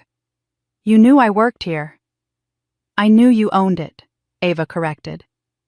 I wanted Mom and Dad to have to come here to your restaurant and see you in that uniform and feel superior and smug. Because I knew that somehow the truth would come out. Maybe not like this, maybe not tonight, but eventually they'd realize what they'd missed. Who you actually were. She laughed a bitter sound. I wanted them to face the truth about their perfect daughter versus their failure daughter. Except the failure was the one who actually succeeded. I felt something shift in my chest, some long-held assumption about my sister beginning to crack. Ava, why would you do that? Why would you want your own wedding to be the stage for... Because I'm exhausted, she said, turning back to me with tears streaming down her face, carving tracks through her carefully applied makeup. I'm so exhausted being who they want me to be. The words hung between us in the quiet courtyard, and I saw in my sister's face something I'd never allowed myself to look for before. Not rivalry or superiority, but exhaustion. The bone-deep weariness of performing a role for so long that you'd forgotten who you were underneath. Ava, I started, but she shook her head. I need to get back inside. Brandon's probably panicking, but I needed you to know that this tonight, it wasn't about hurting you. It was about finally stopping the lie. She wiped at her face with the back of her hand. I'm sorry it happened this way. I'm sorry for all of it. Before I could respond, the courtyard door opened again, and Nora appeared looking apologetic. Grace, I'm sorry to interrupt, but there's someone here to see you. Says it's urgent and can't wait. I glanced at Ava, who nodded. Go. We can talk more later. She slipped past Nora and back into the dining room, leaving me standing alone under the Edison lights. Who is it? I asked Nora. A lawyer. He says he's from the estate of Eleanor Hartfield. She paused. Your grandmother's estate. My grandmother had been dead for 8 years. Her estate had been settled long ago, the house sold, the modest savings distributed. There shouldn't be anything left to discuss. I followed Nora back inside and found a man waiting near the restaurant's main entrance, away from the private dining room. He was elderly, maybe 75, with silver hair and the kind of well-worn suit that spoke of decades in a profession rather than current fashion. He held a leather briefcase and stood with the patient stillness of someone accustomed to waiting. Ms. Parker. He extended his hand. James Carmichael. I was your grandmother's attorney for 32 years. Mr. Carmichael. I shook his hand, confused. I thought the estate was closed years ago. It was. This isn't about the estate exactly. He glanced around the busy restaurant entrance. Is there somewhere we could speak privately? I led him to my office, a small room off the kitchen that smelled perpetually of coffee and fresh bread. He settled into the chair across from my desk and opened his briefcase with careful, deliberate movements. I apologize for the timing, he said. But when I heard about tonight's event at this location, I felt it was perhaps providential. Your grandmother left something with me with very specific instructions about when it should be delivered." He pulled out a large manila envelope thick with contents. "She asked that I give this to you only when certain conditions were met. Specifically when your parents attempted to leverage your success for their own benefit." My mouth went dry. She knew back then, she knew they would. Eleanor was a remarkably perceptive woman, even as her memory failed her. He set the envelope on my desk. She had moments of extraordinary clarity, particularly in the last few months before she passed. During one of those moments, she came to my office and gave me this. She said, "James, my granddaughter is going to be someone important, and when she is, her parents are going to try to take credit or take advantage. When that happens, she needs to know the truth." I stared at the envelope, not wanting to touch it, afraid of what truth my grandmother had thought I needed. "Open it," Mr. Carmichael said gently. "I'll wait." My hands shook as I broke the seal. Inside were dozens of documents, all organized with the meticulous care my grandmother had brought to everything. The first section was bank statements going back 15 years, my parents' accounts. I recognized the account numbers from the few times I'd sent money transfers during my years caring for her. I started reading, my eyes moving faster as comprehension dawned. There were no scholarship deposits. Not to Ava, not to anyone. I went through every statement from the years my parents had claimed to be paying for Ava's pageant circuit with my college fund. Nothing. No withdrawals matching what a scholarship would cost, no transfers to pageant organizations, no payments to coaches or coordinators. But there were other payments. Monthly debt service to multiple credit cards, mortgage payments, car loans, the normal expenses of a family living slightly beyond their means and using credit to bridge the gap. The second section was worse. Copies of money transfers I'd made to my parents during the 2 years I'd lived with my grandmother. $300 a month at first, then $500, then sometimes more when they called with emergencies.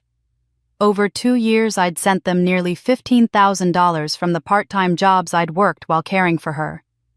The final document was a spreadsheet in my grandmother's handwriting comparing my transfers to their debt payments. The amounts matched almost exactly. Every dollar I'd sent had gone directly to paying down their credit cards and loans. Attached to the spreadsheet was a note in her shaky script. "Gracie, you worked yourself to exhaustion to help them. They told you it was for Ava's education. It was for their mistakes. Keep this. You'll need it someday to remember that your kindness wasn't wasted, just misdirected. Love, Grandma." I sat back in my chair, the papers spread across my desk like evidence at a trial. Mr. Carmichael watched me with sympathetic eyes. "She wanted you to know," he said quietly, "that you weren't crazy, that your memories of sacrifice were real, and that the way they rewrote history wasn't your fault."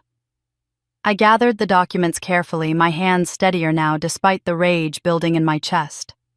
Not the hot, explosive kind of anger, but something colder and more focused. The kind of anger that came from finally having proof that you weren't wrong, that you hadn't imagined the betrayal. Grace closed the envelope. "Time to end this." Mr. Carmichael reached into his briefcase again and pulled out a second set of documents, these ones looking more official with legal seals and notarized signatures. "There's more," he said quietly. "Your grandmother asked me to investigate the scholarship claim after you mentioned it to her. She hired a private investigator, actually. Paid him out of her own savings to verify what she already suspected." He laid the documents in front of me one by one like a prosecutor building a case. The first was a formal inquiry to the Miss Teen America pageant organization dated 14 years ago. The investigator had asked for records of any scholarship payments made to Ava Marie Parker between the years I'd been told my college fund was being redirected. The response was brief and definitive. No scholarships had been awarded to anyone by that name during those years. Pageant contestants paid entry fees. They didn't receive scholarships to participate. The second document was even more damning. A credit report for Howard and Marianne Parker from 15 years ago, right around the time I'd dropped out of college. It showed a financial picture that made my stomach turn. maxed out credit cards, a second mortgage on the house that I'd never known about, multiple late payments, a credit score in the low 500s. My parents hadn't just been living beyond their means, they'd been drowning. "They declared bankruptcy 6 months after you left college," Mr. Carmichael said, tapping a legal filing that showed the Chapter 13 reorganization. "Your grandmother found this in the public records. They'd been hiding their financial situation for years, apparently. The second mortgage, the credit cards, all of it came crashing down right around the time you turned 18. I stared at the dates, feeling pieces of my life rearrange themselves into a completely different picture. I was 18 when Grandma started getting sick. When I came home to help her, they told me she was exaggerating, that she was fine on her own. "Your grandmother wasn't fine, but that's not why they wanted you home," he said gently. "They needed you to work, to contribute to the household. They were in bankruptcy proceedings and couldn't afford to support a college student when they could barely support themselves." The next document was a series of bank statements from my parents' checking account during the 2 years I'd lived with my grandmother. I saw the deposits from my paychecks, the money I'd transferred electronically every month because they'd told me things were tight, that they needed help, that Ava's pageant expenses were more than expected. Every single deposit was followed within days by payments to creditors: the bankruptcy trustee, credit card companies, the mortgage company. My money hadn't gone to Ava's fictional scholarship. It had gone to keeping my parents from losing everything. "But they told everyone," I said, my voice hollow. "They told the whole family that I dropped out because I was lazy, because I couldn't handle college, because I was irresponsible." Mr. Carmichael pulled out another document, this one a collection of printed emails and social media messages that the investigator had somehow obtained. I recognized my mother's writing style immediately. One email to Aunt Caroline.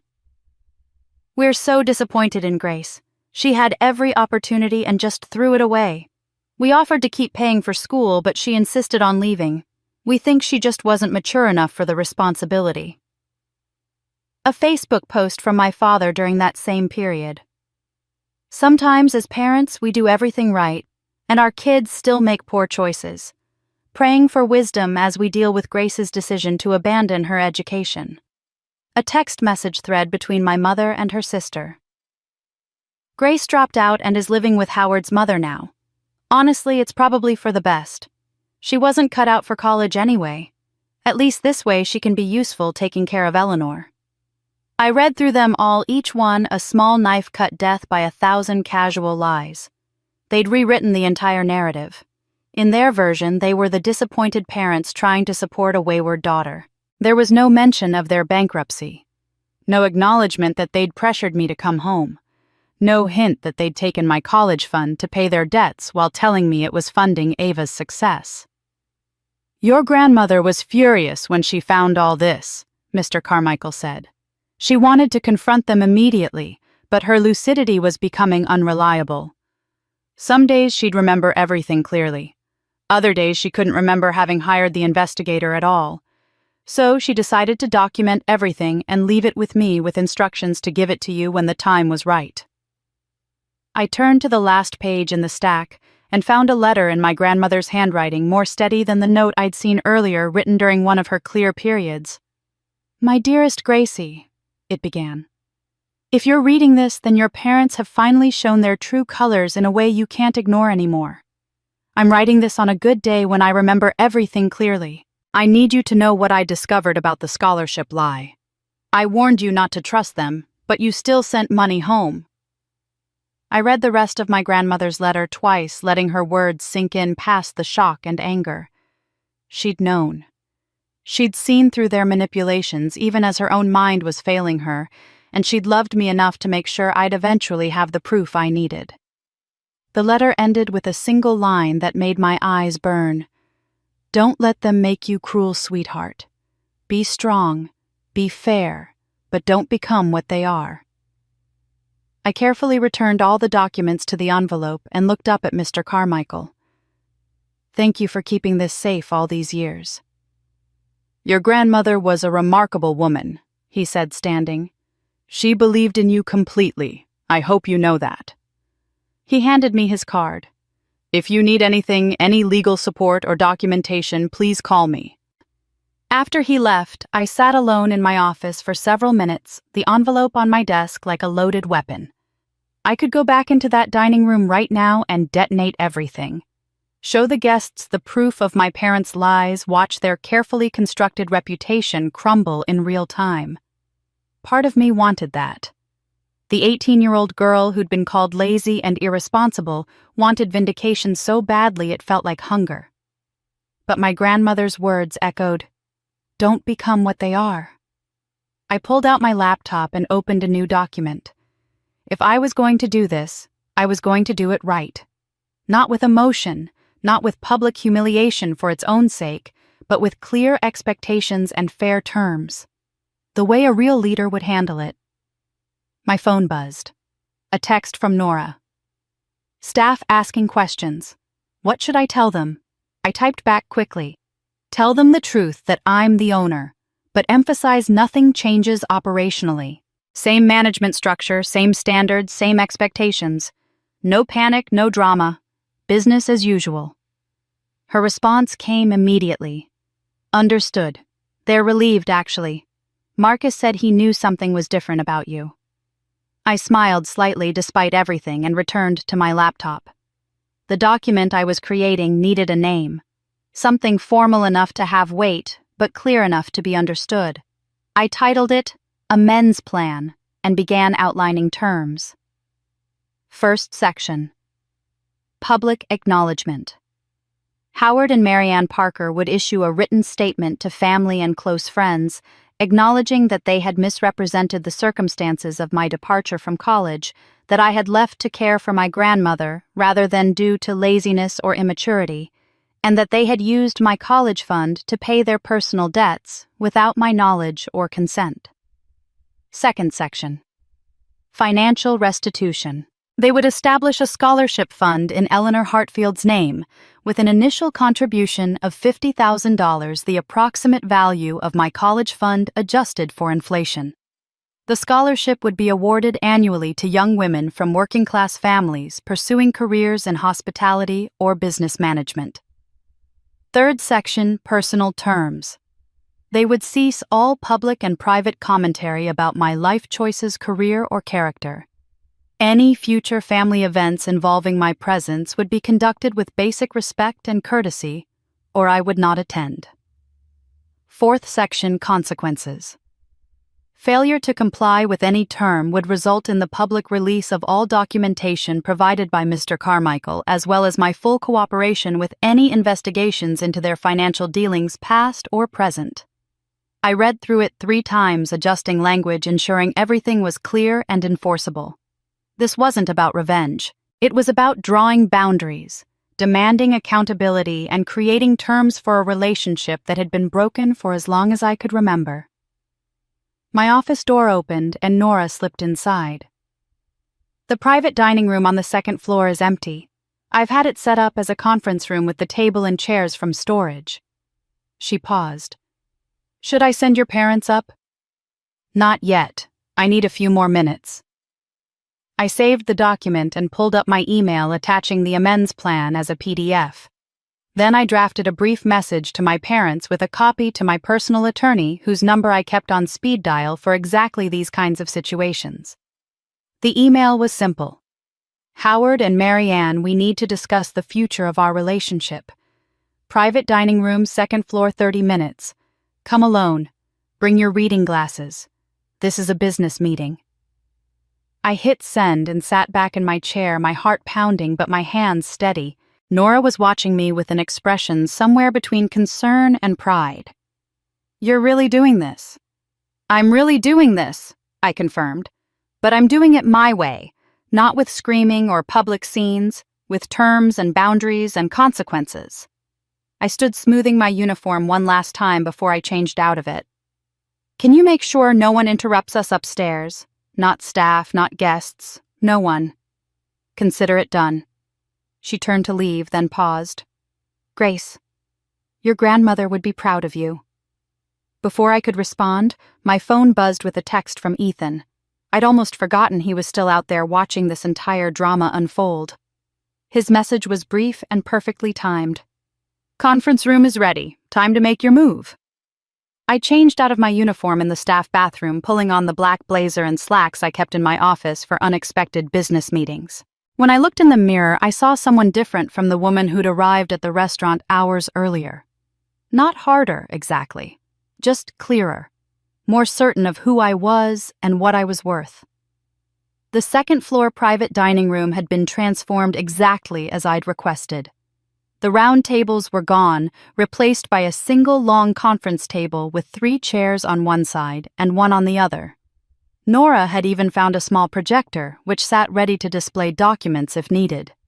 The room felt less like a celebration space and more like what it was, a boardroom for difficult negotiations. I was reviewing my notes when I heard footsteps on the stairs. My parents appeared in the doorway, both of them looking diminished somehow without the audience of wedding guests. My father's face was still flushed with anger and wine. My mother's eyes were red-rimmed, her makeup no longer perfect. "What is this?" my father demanded, gesturing at the setup. "Grace, your sister's wedding is still happening downstairs. This is completely inappropriate." "Sit down, please," I said, my voice level and professional. "This won't take long if you cooperate." My mother moved to one of the chairs, sinking into it like her legs couldn't quite hold her anymore. My father remained standing for a moment longer, trying to maintain some semblance of authority before finally taking the seat beside her. I opened my laptop and connected it to the projector. The first image that appeared on the wall was the pageant organization's letter confirming no scholarships had been awarded to Ava Parker. "Let's start with the scholarship," I said. "The one you claimed required my entire college fund. The one that supposedly gave Ava opportunities for her future." I looked at them directly. "It never existed." My mother's hand went to her throat. "Grace, I don't know where you got that information, but from a private investigator hired by Grandma Eleanor 8 years ago," I interrupted. "She knew you were lying. She documented everything." I clicked to the next slide, their bankruptcy filing. "This is what was really happening when I was 18. You were drowning in debt. The house was over-leveraged, your credit cards were maxed out, and you were 6 months away from losing everything." My father's jaw clenched. "Our financial situation was none of your concern." "It became my concern when you made me part of the solution," I said, clicking through to the bank statements showing my deposits. 2 years of paychecks. $15,000 sent home because you told me the family needed help. Because you said Ava's expenses were more than expected. I let that sink in. Every dollar went to your creditors, not to Ava, to pay for your mistakes. "We were trying to protect you," my mother said, her voice breaking. "You were so young. We didn't want you to know how bad things were. So instead you told everyone I was lazy and irresponsible. You let the whole family believe I'd thrown away my education because I couldn't handle the work." I clicked to the next slides, the emails, the social media posts, the carefully constructed lies. "You destroyed my reputation to protect yours." My father stood abruptly, his chair scraping against the floor. "Enough of this. We made difficult choices during a difficult time. We don't owe you an explanation 15 years later." "Actually, you do." I closed the laptop and slid 2 printed copies of the amends plan across the table. "You have 2 choices. Option 1, you sign this agreement. You issue a public apology acknowledging the truth about my college departure. You establish a scholarship fund in Grandma's name. You agree to basic standards of respectful behavior going forward." "And option 2, my father asked, his voice dangerous. "Option 2, I release all of this documentation to the family, to your social circle, and to anyone else who might be interested in the real story of Howard and Marianne Parker's financial collapse and subsequent fraud." I met his eyes without flinching. "I also contact the bank about your current loan and share my concerns about the accuracy of the financial information you provided. And I make sure every business associate, every country club member, every person who's ever admired your success knows exactly how you built that success on the backs of your daughters."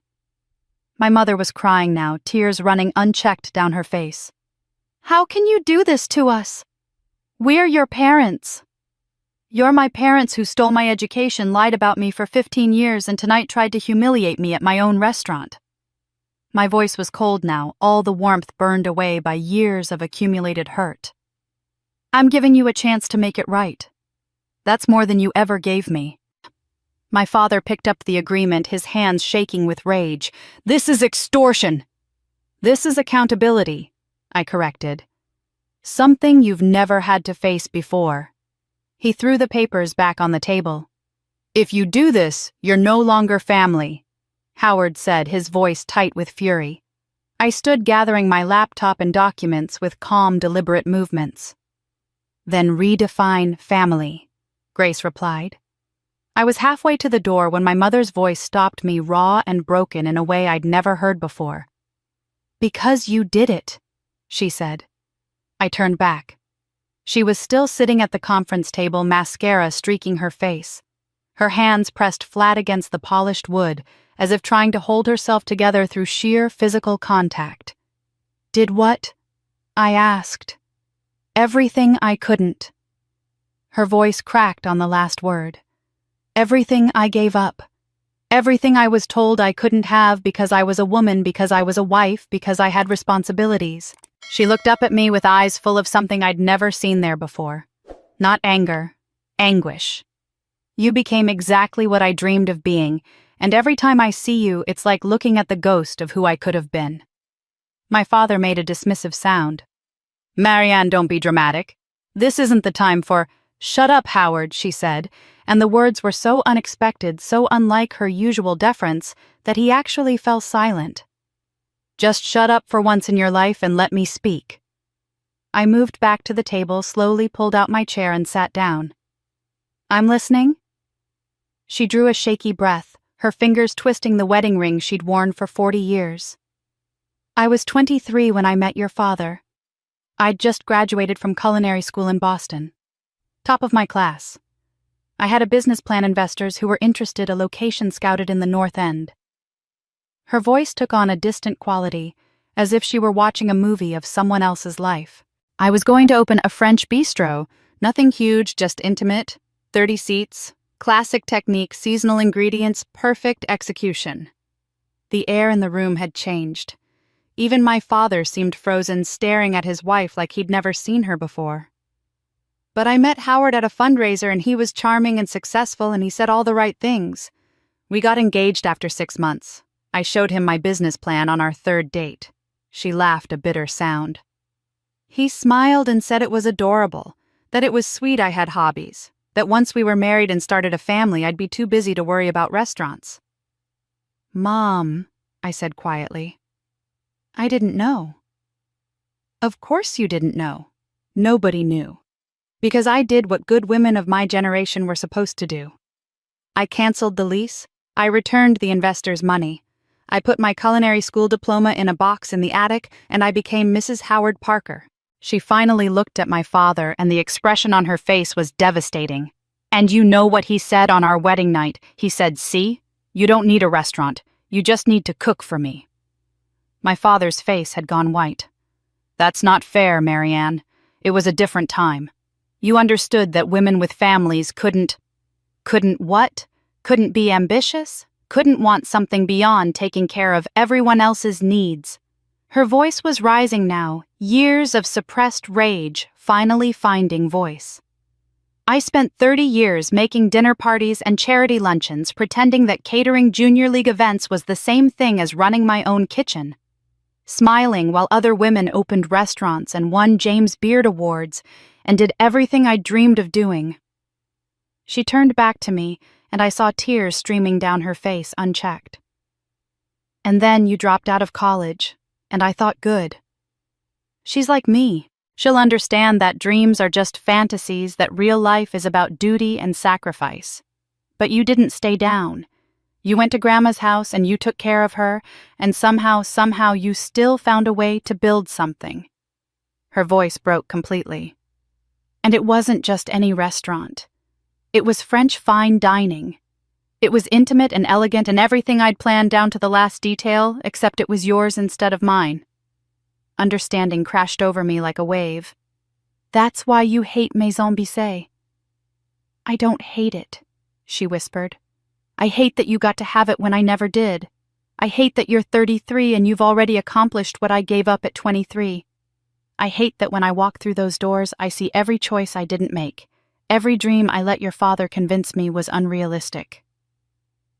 The room was silent, except for her ragged breathing. My father looked smaller somehow, his bluster deflated by his wife's confession. The request that I wear the uniform and serve you, I said slowly. That wasn't just about putting me in my place, was it? It was about proving to yourself that I was just a waitress, not an owner.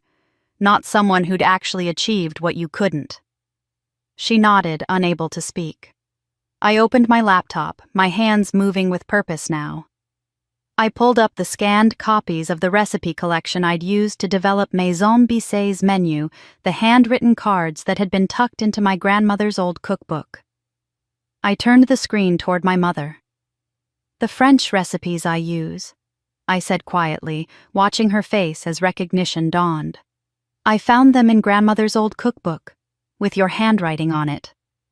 My mother stared at the screen, her hand reaching out to touch the image of her own handwriting from 3 decades ago.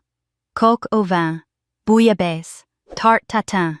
The recipes she'd developed in culinary school, refined and perfected, then hidden away in my grandmother's kitchen, where no one would think to look for them.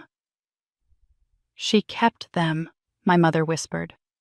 Mom kept my recipes. She told me they were hers, I said quietly. When I was learning to cook, trying to figure out what Maison Bissé should be, she pulled out that cookbook and said, "These are the dishes that matter, the ones made with love and precision. I built my entire menu around your dream, Mom. I just didn't know it was yours." The silence that followed was profound.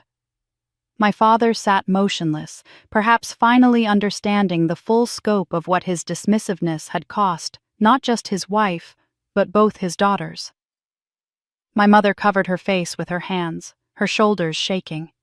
I stood closing the laptop. You have until tomorrow morning to decide about the amends plan. I'll be in my office at 9. I looked at both of them. But understand this, whether you sign or not, I'm done letting your opinion of me dictate how I see myself. I'm done carrying the weight of your disappointments and your regrets and your unfulfilled dreams. I left them sitting there and made my way back downstairs, my heart pounding but my mind clear. The private dining room had evolved in my absence. The wedding guests had loosened their ties and kicked off their heels, the formal reception transitioning into the relaxed celebration that always happened once the speeches were done and the champagne had worked its magic. But there was an undercurrent of tension, everyone aware that something significant had happened, that the evening's revelations had fundamentally changed the dynamics of the Parker family.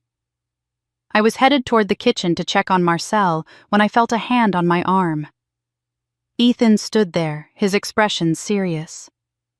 "The board members would like to say something," he said quietly. "If you're comfortable with it, they think the moment calls for it." "What kind of something?" "A toast. An acknowledgement." He paused. "A correction of the record." I looked across the room and saw the 3 Morrison & Hale board members standing together near the center of the space, their posture formal, their faces set with purpose. The managing partner, whose name I now remembered was Richard Donovan, caught my eye and gave a small, respectful nod. "All right," I said. "Let them speak." Ethan moved to the center of the room and raised his hand for attention.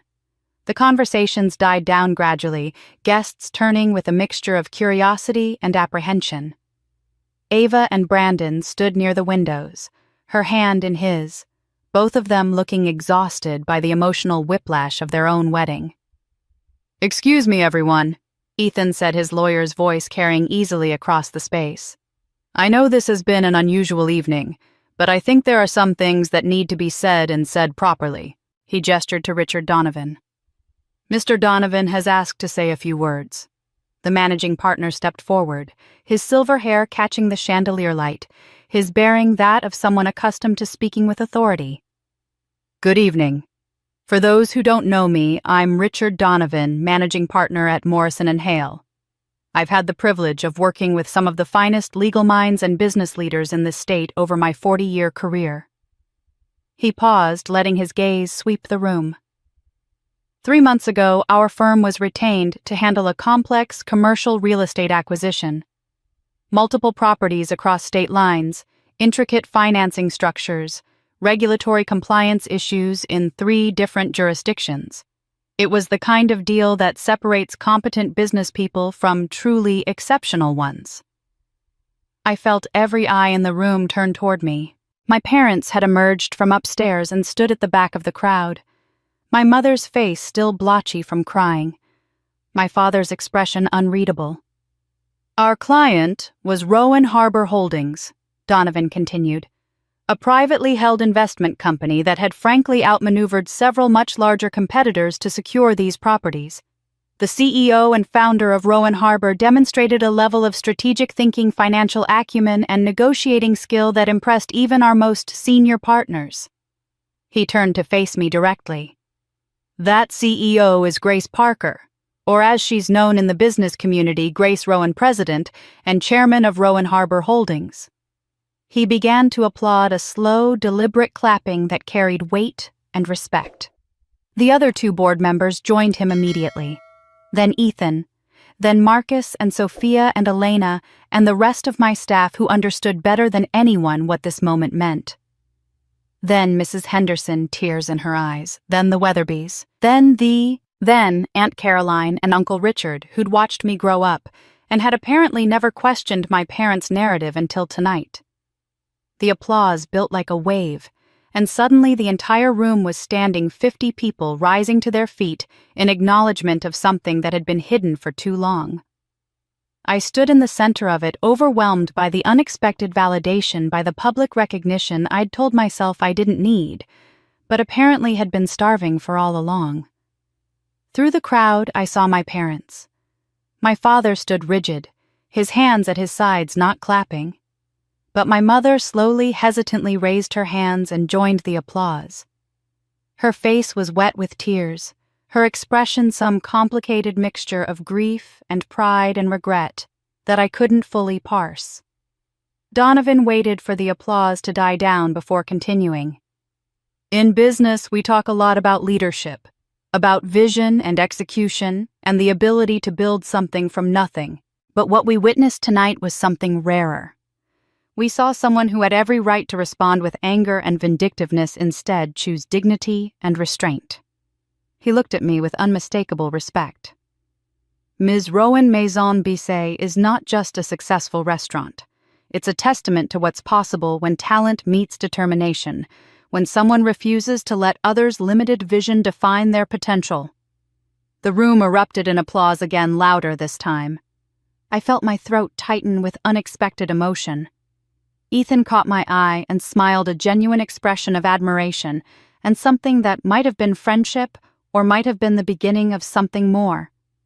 When the noise finally subsided, I knew I had to say something. I stepped forward, very aware that I was still wearing my business clothes instead of my uniform, that I was being seen clearly for perhaps the first time by people who'd known me my entire life. "Thank you," I said, and my voice was steady despite the emotions churning inside me.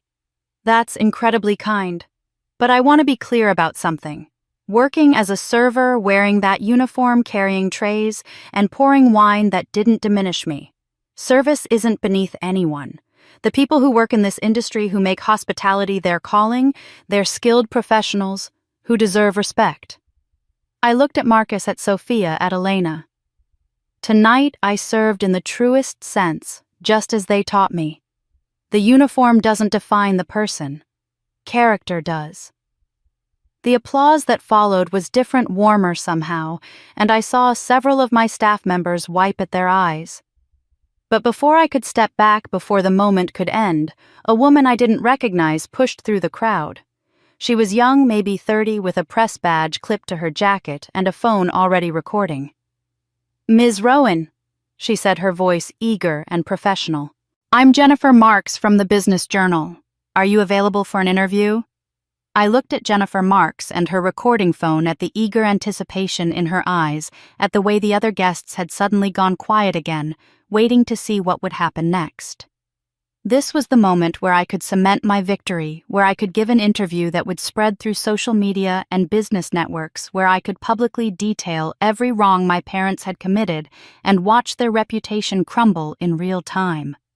"No," I said simply, "I'm not available for an interview. Not tonight." Confusion flickered across her face. "But Ms. Rowan, this is an incredible story. Self-made entrepreneur family drama, the revelation at a wedding reception. Our readers would be fascinated by—" "I'm sure they would," I interrupted gently. "But this is my sister's wedding day. Whatever issues exist between me and my parents, Ava deserves to have her celebration be about her marriage, not about family conflict." I glanced at my sister, who was watching me with an expression I couldn't quite read. No one deserves to be humiliated on their child's wedding day, no matter what's happened between us. The reporter looked disappointed but professional. "I understand. Perhaps we could schedule something for next week. The business community would love to hear about Rowan Harbor Holdings' expansion plans, and you can contact my office through the website," I said, effectively ending the conversation. "Thank you for understanding." She nodded and stepped back, though I noticed she didn't stop recording.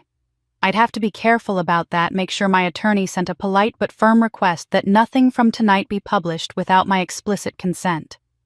But that was a problem for tomorrow. Right now, I had something else I needed to do. I found Nora near this kitchen entrance, her tablet in hand as she monitored the evening's final details. "What was the total revenue for tonight's event?" I asked quietly. She pulled up the figures without hesitation. $82,400. That includes the reception package, the wine service, the upgraded florals, and the additional rentals. Almost exactly the amount of my parents' debt. The symmetry was almost too perfect. "I want to donate it," I said. "All of it. Tonight's profits go to a charitable fund." Nora's eyes widened slightly. "All of it, Grace, that's a significant amount." "I know. Set up a fund for unemployed or underemployed middle-aged women trying to re-enter the workforce or start their own businesses. Women who gave up careers for family, who were told their dreams were hobbies, who need a second chance." I paused, thinking about my mother's confession upstairs about all the Marianne Parkers in the world who'd been convinced to make themselves smaller. "Call it the Ava Parker Educational Fund.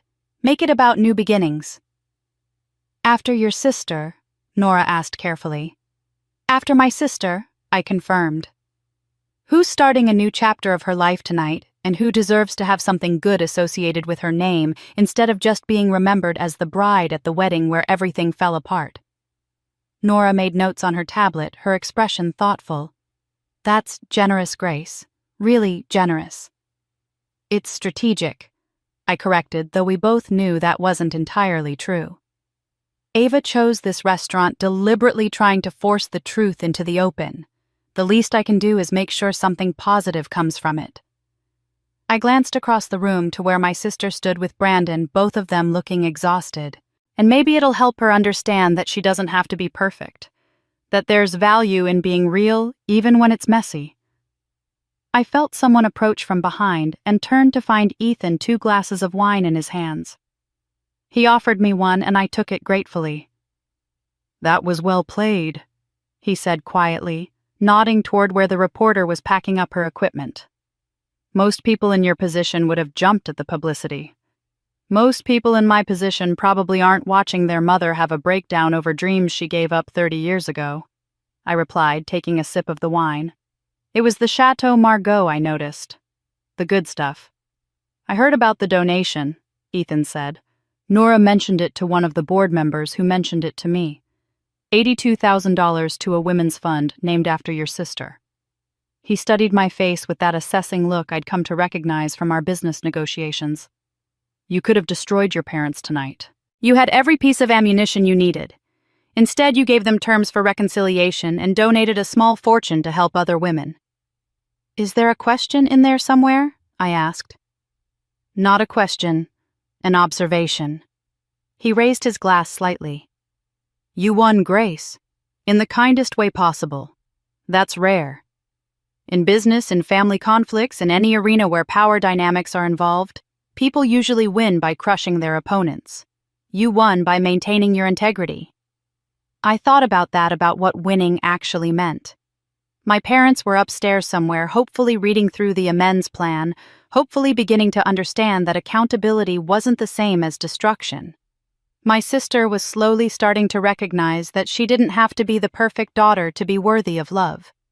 And I was standing in my own restaurant, surrounded by people who finally saw me clearly, with the freedom to define myself on my own terms.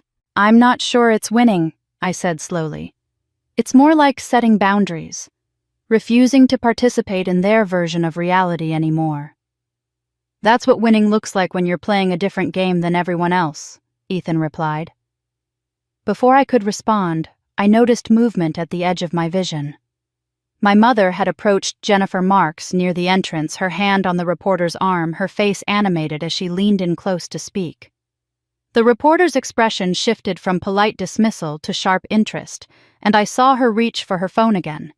Ethan followed my gaze and frowned. Is your mother? I was already moving across the room, but I wasn't fast enough. The reporter's phone was recording again, and my mother's voice carried just enough for me to hear the words that made my blood run cold. Marianne whispered to the reporter, I'll tell you the truth about this fake president. I reached my mother in 3 strides, but the damage was already being done. Jennifer Marks's eyes were bright with the kind of journalistic hunger that came from stumbling onto a story bigger than expected. My mother's voice was low but urgent, the words tumbling out with the desperate energy of someone who'd been backed into a corner and saw only one way out. She didn't build anything, my mother was saying, her hand still gripping the reporter's arm. The money came from her grandmother's estate. Grace was just a waitress who got lucky with an inheritance. She's been playing dress-up as a businesswoman, pretending she earned something that was handed to her. Mrs. Parker, I said quietly, and both women turned to look at me. I think you should stop talking now. My mother's eyes were wild. Mascara smudged her carefully maintained composure, completely shattered. Why? So you can keep perpetuating this fantasy. So everyone can keep believing you're some self-made success story, when the truth is, you just had a rich grandmother. Jennifer Marks's phone was still recording, capturing every word. I could see her mind working, already crafting the headline, Restaurant Owner's Mother Claims Success, Built on Inheritance Not Merit. Ms. Marks, I said, shifting my attention to the reporter. Whatever my mother tells you tonight is being said under extreme emotional duress at her daughter's wedding reception. I strongly suggest you verify any claims before publishing, and I'd recommend speaking to my attorney before running any story that involves my business or personal finances. I'm a journalist, Ms. Rowan, she replied, professional but unmoved. If there are questions about the origin of your company's capital, that's a legitimate business story. There are no questions, I said evenly.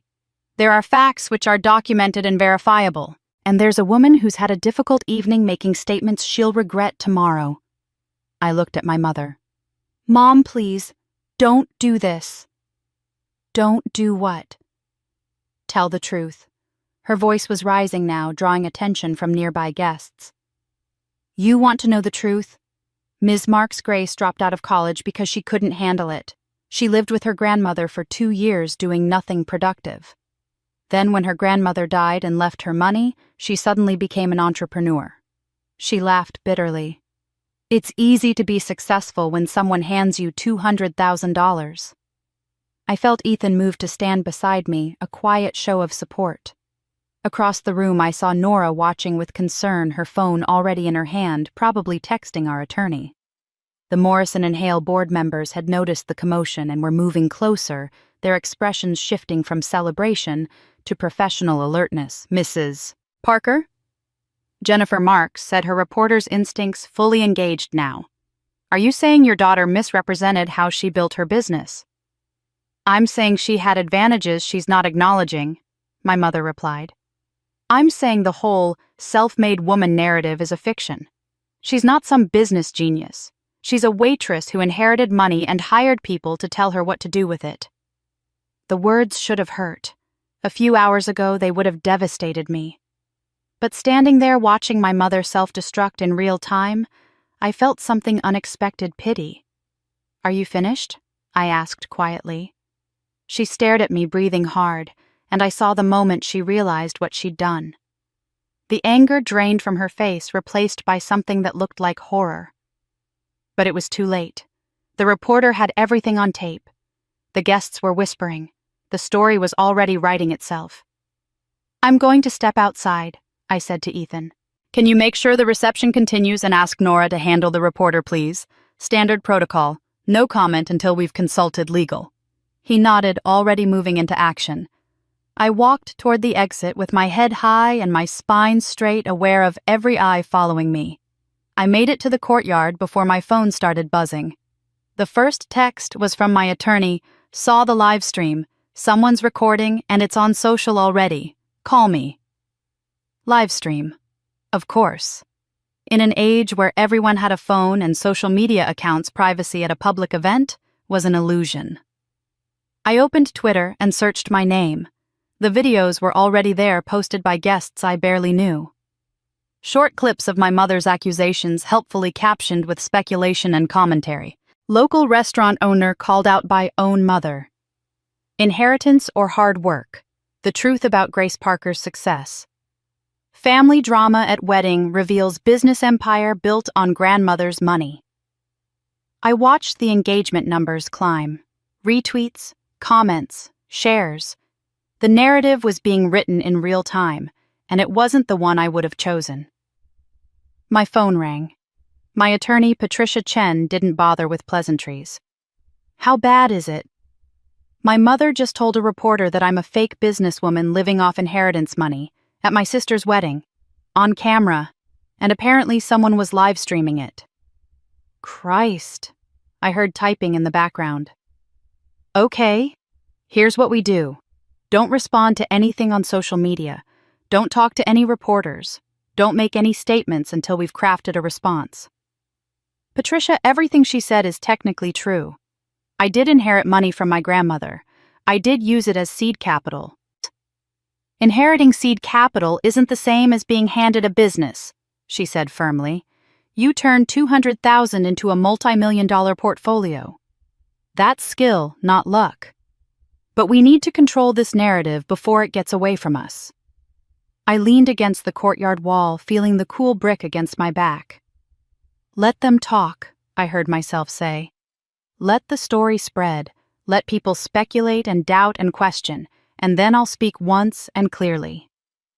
Grace, that's risky. The longer misinformation circulates, the more impact the truth will have when I finally share it. I finished. I've spent 15 years being quiet about my accomplishments. Maybe it's time I stopped apologizing for my success, whether it started with an inheritance or not. She was quiet for a moment. "You want to go public? Full transparency?" "I want to tell my story, the whole story, without shame or defensiveness. Yes, my grandmother left me money. Yes, I used it to start my business. But I also turned that money into something substantial through years of work and smart decisions. Both things can be true." "All right," Patricia said, and I could hear the shift in her tone from caution to strategy.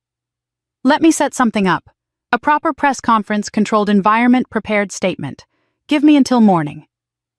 I hung up and stood in the quiet courtyard, listening to the muffled sounds of the reception continuing inside. My phone buzzed with an incoming email. Patricia moving fast as always. The subject line read simply, "Press conference tomorrow morning. Prepare to go." I woke at 6 after 3 hours of fitful sleep, my mind still replaying my mother's words on an endless loop. The videos had multiplied overnight. By the time I checked my phone, there were dozens of clips circulating across platforms, each with their own spin on the story. Some defended me, most questioned. A few were cruel in the way only anonymous internet commentary could be. Patricia had sent a detailed briefing at 5 in the morning. The press conference was scheduled for 10 at the Riverside Conference Center, a neutral venue large enough to accommodate the media interest that had exploded overnight. 3 local TV stations would carry it live. The Business Journal would stream it online. She estimated we'd have an audience of several thousand, maybe more, if the clips went viral. I dressed carefully in a navy suit, minimal jewelry, my hair pulled back in the same simple style I wore for board meetings. Professional, but not showy. Competent, but not intimidating. I looked at myself in the mirror and practiced staying calm, keeping my voice level, maintaining eye contact with cameras that would dissect every micro-expression. The conference center was already packed when I arrived. Reporters filled the first 3 rows, cameras positioned at strategic angles, lights bright enough to make me squint. Behind them sat people I recognized, business owners I'd worked with, staff from my restaurants, former classmates who'd probably never given me a second thought until last night. In the back row, I spotted Marcus and Sophia, both of them having taken the morning off to be here. Patricia met me backstage, her expression professionally neutral, but her eyes worried. "You ready?" "No," I said honestly. "But I'm doing it anyway." "Remember, stick to the statement we prepared. Don't get defensive. Don't apologize for things that aren't wrong. And Grace," she touched my arm, "tell the truth, but tell it like you're talking to one person, not a crowd. Make them see you as human." I walked onto the small stage and took my place behind the podium. The crowd noise died down. Camera flashes went off in rapid succession. I took a breath and began. "Good morning.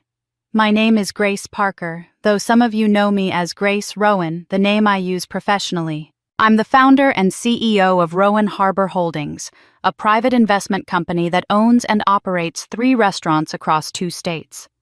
Last night at my sister's wedding reception, some questions were raised about how I built my business. I'm here this morning to answer those questions fully and transparently." I paused, letting the room settle into complete silence. 15 years ago, I was 18 years old and in my first semester of college. My grandmother, Eleanor Hartfield, began showing signs of severe dementia. She needed full-time care. My parents were in the middle of bankruptcy proceedings, though I didn't know that at the time. They encouraged me to leave school and move in with my grandmother. So I did. I watched faces in the audience, saw some softening with understanding, others remaining skeptical. For 2 years I took care of her. I worked part-time jobs to pay my bills and sent money home to my parents, who told me they needed help with my younger sister's expenses. What I didn't know was that there were no expenses. The money I sent went directly to paying their bankruptcy creditors. My college fund, which they told me was being used for my sister's education, was also redirected to pay their debts. A murmur ran through the crowd. Cameras clicked furiously. "When my grandmother passed away 8 years ago, she left me her house. I sold it for $230,000. That money became the seed capital for what would eventually become Rowan Harbor Holdings." I looked directly at the cameras. "So yes, my business started with inherited money. And I'm not ashamed of that fact." I let that statement hang in the air. What inheritance gave me was opportunity. What I did with that opportunity was work. For 5 years, I studied commercial real estate markets, learned financial modeling, built relationships with contractors and suppliers and lenders. I made investment decisions that sometimes paid off and sometimes didn't. I took calculated risks. I worked 80-hour weeks. I slept in my office more times than I can count. My voice was steady now, finding its rhythm. 3 years ago, I opened Maison Bissé, and I made a choice that some people find confusing. I worked the floor as a server, not because I had to, but because I wanted to understand every aspect of the business I was building. I wanted to know what it felt like to carry heavy trays for 6 hours straight. I wanted to hear what customers said when they didn't think the owner was listening. I wanted my staff to see me as someone who understood their work, because I'd done it myself. I saw Jennifer Marks in the 3rd row, her pen moving rapidly across her notepad. Last night, my mother told a reporter that I was just a waitress who got lucky with inheritance money, and she was half right. I was a waitress. I carried serving trays. I poured wine. I cleared plates. I did all the work that people in the hospitality industry do every single day. I paused, making sure every word landed clearly. But being a server didn't demean me. It didn't make me less capable or less intelligent or less worthy of respect. Only contempt demeans people. Only the assumption that manual labor is beneath dignity. Only the belief that someone's worth is determined by their job title rather than their character. The room was absolutely silent now. So yes, I inherited money. Yes, I used that money to start my business. But I also worked for every success that came after. I made smart decisions. I built something real, and I refuse to apologize for either the inheritance or the work, because both are part of my story. I looked around the room, meeting as many eyes as I could. If that makes me a fake president, then I guess I'm a fake president who employs 67 people across 3 states who's paid millions in taxes, who's created opportunities for others to build their own careers. I can live with that. I stepped back from the podium. Thank you for your time. I won't be taking questions today, but my attorney has prepared a full financial disclosure packet for any journalists who want to verify the facts I've shared. Patricia appeared at my side as reporters shouted questions. She guided me toward the exit, her hand firm on my elbow while security kept the crowd at bay. We made it through the door and into the corridor beyond, and I finally let myself breathe. That was perfect, Patricia said. Honest, strong, unapologetic, exactly what we needed. I nodded, unable to speak, yet the adrenaline still coursing through my system. We walked toward the parking garage exit, and I was already thinking about what came next, about getting back to work, about moving forward. That's when I saw her. Ava stood near the exit doors, still in casual clothes, her hair pulled back, no makeup, looking younger and more uncertain than I'd ever seen her. When she saw me, she straightened and took a step forward. I did what you said, sister, Ava said, waiting. I looked at my sister, confused. Did what I said about being honest, about telling the truth even when it's hard. She glanced at Patricia, then back at me. Can we talk just for a minute? Patricia checked her watch. I need to get back to the office and start damage control. Grace called me this afternoon. I nodded, and she disappeared through the exit doors, leaving Ava and me standing in the empty corridor. What happened? I asked. Ava took a shaky breath. This morning I went into Morrison and Hale, asked to speak with the managing partners, all 3 of them the same ones who were at my wedding. She twisted her hands together, a nervous gesture I remembered from childhood. I told them about some mistakes I made on the Riverside acquisition file. Nothing huge, but things I should have caught. Billing discrepancies I noticed but didn't report. Research I claimed to have completed but actually rushed through. Small things that added up to me not being as thorough as I should have been. My heart sank. Ava, why would you? Because you were right, she interrupted. Last night, when you said I was exhausted being who they wanted me to be, I've been so focused on looking perfect, on never making mistakes, that I've been cutting corners and hoping no one would notice, and the stress of hiding it was killing me. She met my eyes. I watched you stand up there this morning and own your whole story, the good and the complicated and the parts that don't fit the narrative. And I thought if she can do that, maybe I can too. What did the partners say? Ethan was there. He spoke up before they could respond. A small smile crossed her face. He said that in his experience, the people who admit their mistakes are the ones worth investing in. That integrity matters more than a perfect record. He asked them to consider leniency based on my honesty and my willingness to fix what I'd done wrong. I stared at my sister, seeing her clearly for maybe the first time in years. Not the perfect daughter, not the golden child, but a young woman trying to figure out how to be real in a world that had taught her performance was more important than authenticity.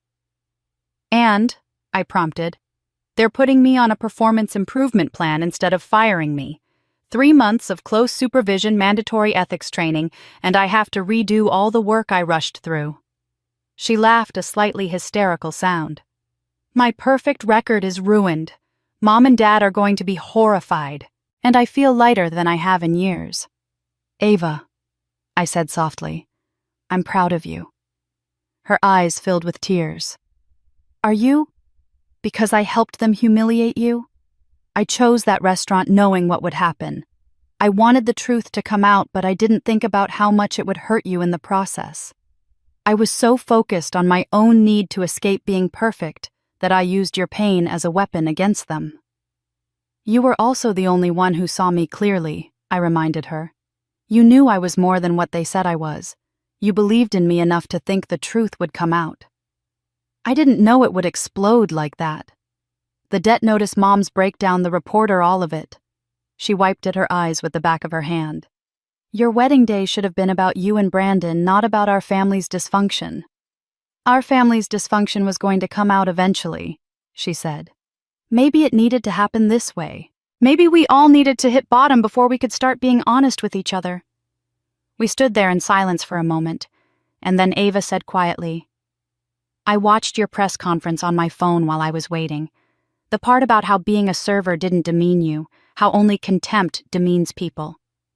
That was the most powerful thing I've ever heard anyone say. She looked down at her hands. I've spent my whole life measuring my worth by my title, by what other people thought of me, by whether I looked successful enough. And you just stood there and said your worth came from your character, not your job. I've never thought about it that way before. It took me a long time to learn it, I admitted. And I'm still learning. Grace? I want to be like you? Her voice broke slightly.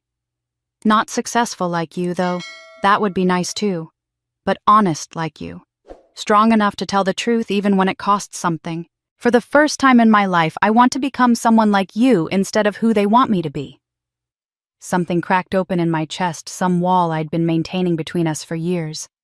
I stepped forward and pulled my sister into a hug, and she collapsed against me, her carefully constructed poise finally breaking completely. She sobbed into my shoulder while I held her, my own tears finally coming after a night and morning of holding everything together. You're going to be okay, I whispered. We're both going to be okay. She pulled back, wiping her face with her sleeve in a gesture that would have horrified our mother. I ruined my makeup, she said with a watery laugh. You're not wearing any makeup. Exactly. I left the house without makeup. Mom would die. She took a shaky breath. I think I'm done trying to be perfect for them. I think I'm just going to try being real and see what happens. That's terrifying, I said honestly. Yeah, she agreed. But watching you do it makes me think maybe it's possible. We stood there together, two sisters who'd spent most of their lives on opposite sides of our parents' expectations, finally finding common ground in the decision to stop performing and start being authentic. It felt fragile and new and impossibly important. The elevator at the end of the corridor dinged, the doors sliding open with a soft mechanical sound. Howard and Marianne stepped out, both of them looking like they'd aged 10 years overnight. My father's suit was rumpled. My mother's eyes were swollen from crying. When they saw us standing together, they stopped. We need to talk, Howard and Marianne said, stepping out. I felt Ava tense beside me. My parents looked exhausted, their usual polish completely stripped away. My father's hair was uncombed, his tie missing. My mother had dark circles under her eyes that no amount of concealer could hide. Not here, I said, gesturing toward the conference rooms that lined the corridor. Let's find somewhere private. We filed into the nearest empty room, a generic corporate space with a long table and uncomfortable chairs. Ava sat beside me, a silent show of solidarity that didn't go unnoticed by our parents. My father remained standing, his hands gripping the back of a chair. My mother sank into a seat across from us, her purse clutched in her lap like a shield. I watched your press conference, my father said without preamble, on the TV in our hotel room. And, I asked, keeping my voice neutral, and you made us look like monsters. His voice was tight with controlled anger. You told the entire city that we took your college fund, that we lied about your grandmother, that we manipulated you into supporting us financially. I told the truth, I corrected. I didn't embellish. I didn't exaggerate. I stated facts that are documented and verifiable. You humiliated us. My mother's voice was small, broken. Everyone we know saw that press conference. Our friends, our colleagues, people from the club. They're all going to know what we did. Yes, I agreed. They are. Just like I've lived for 15 years with everyone knowing the version of events you created, where I was the lazy dropout who couldn't handle responsibility. My father's grip on the chair tightened until his knuckles went white. There's something else you need to know. About the debt. He pulled a crumpled envelope from his jacket pocket and threw it on the table between us. The loan that's being called due, the $85,000. I didn't just take it out in my name. A cold feeling settled in my stomach. What did you do? I used you as a co-signer. The words came out in a rush like he was ripping off a bandage. 3 years ago, when we refinanced the lake house after you paid off the original mortgage, the bank needed additional collateral. Better credit. So I forged your signature on the loan documents. The room went completely silent. Even the air conditioning seemed to stop humming. You committed fraud, I said quietly, using my identity. I was going to pay it back before you ever found out, he said, defensive now. But then Ava got engaged and the wedding costs kept climbing and we needed to take out the new loan for the reception. I thought we'd have time to pay it down before anyone noticed. But the bank changed their lending standards, I finished. And now the loan is in default, and my name is on it. My mother leaned forward, her eyes pleading. Grace, you have to understand. We did it for Ava. What parent doesn't want their youngest to be happy? She deserved a beautiful wedding, a perfect start to her marriage. We would have done the same for you if I'd been the kind of daughter worth investing in, I interrupted. If I'd been perfect like Ava. That's not what I meant, she protested weakly. That's exactly what you meant. I looked at both of them, these people who'd raised me and shaped me and hurt me in ways I was still discovering. You've spent my entire adult life making choices about my money, my reputation, my future, all while telling yourselves it was for someone else's benefit. For Ava's education, that didn't exist. For family stability during your bankruptcy. For Ava's perfect wedding. I paused, letting the words sink in. But it was never really about protecting your children. It was about protecting yourselves. Your image, your lifestyle, your inability to live within your means. That's not fair, my father started, but I held up my hand. Parents don't protect children by lying to them and stealing from them. Parents don't protect children by using their identities to commit fraud. Parents protect their children by being honest, by taking responsibility for their own mistakes, by modeling integrity even when it's difficult. I looked at my mother. You protect your children by letting them be imperfect and loving them anyway, by supporting their dreams even when those dreams don't match yours, by celebrating their successes instead of resenting them. My mother was crying again, silent tears tracking down her face. We made mistakes. We know that now. But we're still your parents, Grace. We're still family. Family doesn't use each other, Ava said suddenly, her voice stronger than I'd ever heard it. Family doesn't forge signatures and steal identities and lie for 15 years. I'm done pretending what you did was normal or acceptable just because you're my parents. My father's face flushed red. You have no idea what it's like to be responsible for a family, to have to make impossible choices. I know exactly what it's like to make impossible choices. I cut in. I made them when I was 18 years old and chose to care for Grandma instead of finishing college. I made them when I sent you money I couldn't afford to send because you told me you needed it. I made them when I built a business from scratch while working 80-hour weeks. I stood, needing the physical space. The difference is, my choices didn't involve victimizing other people.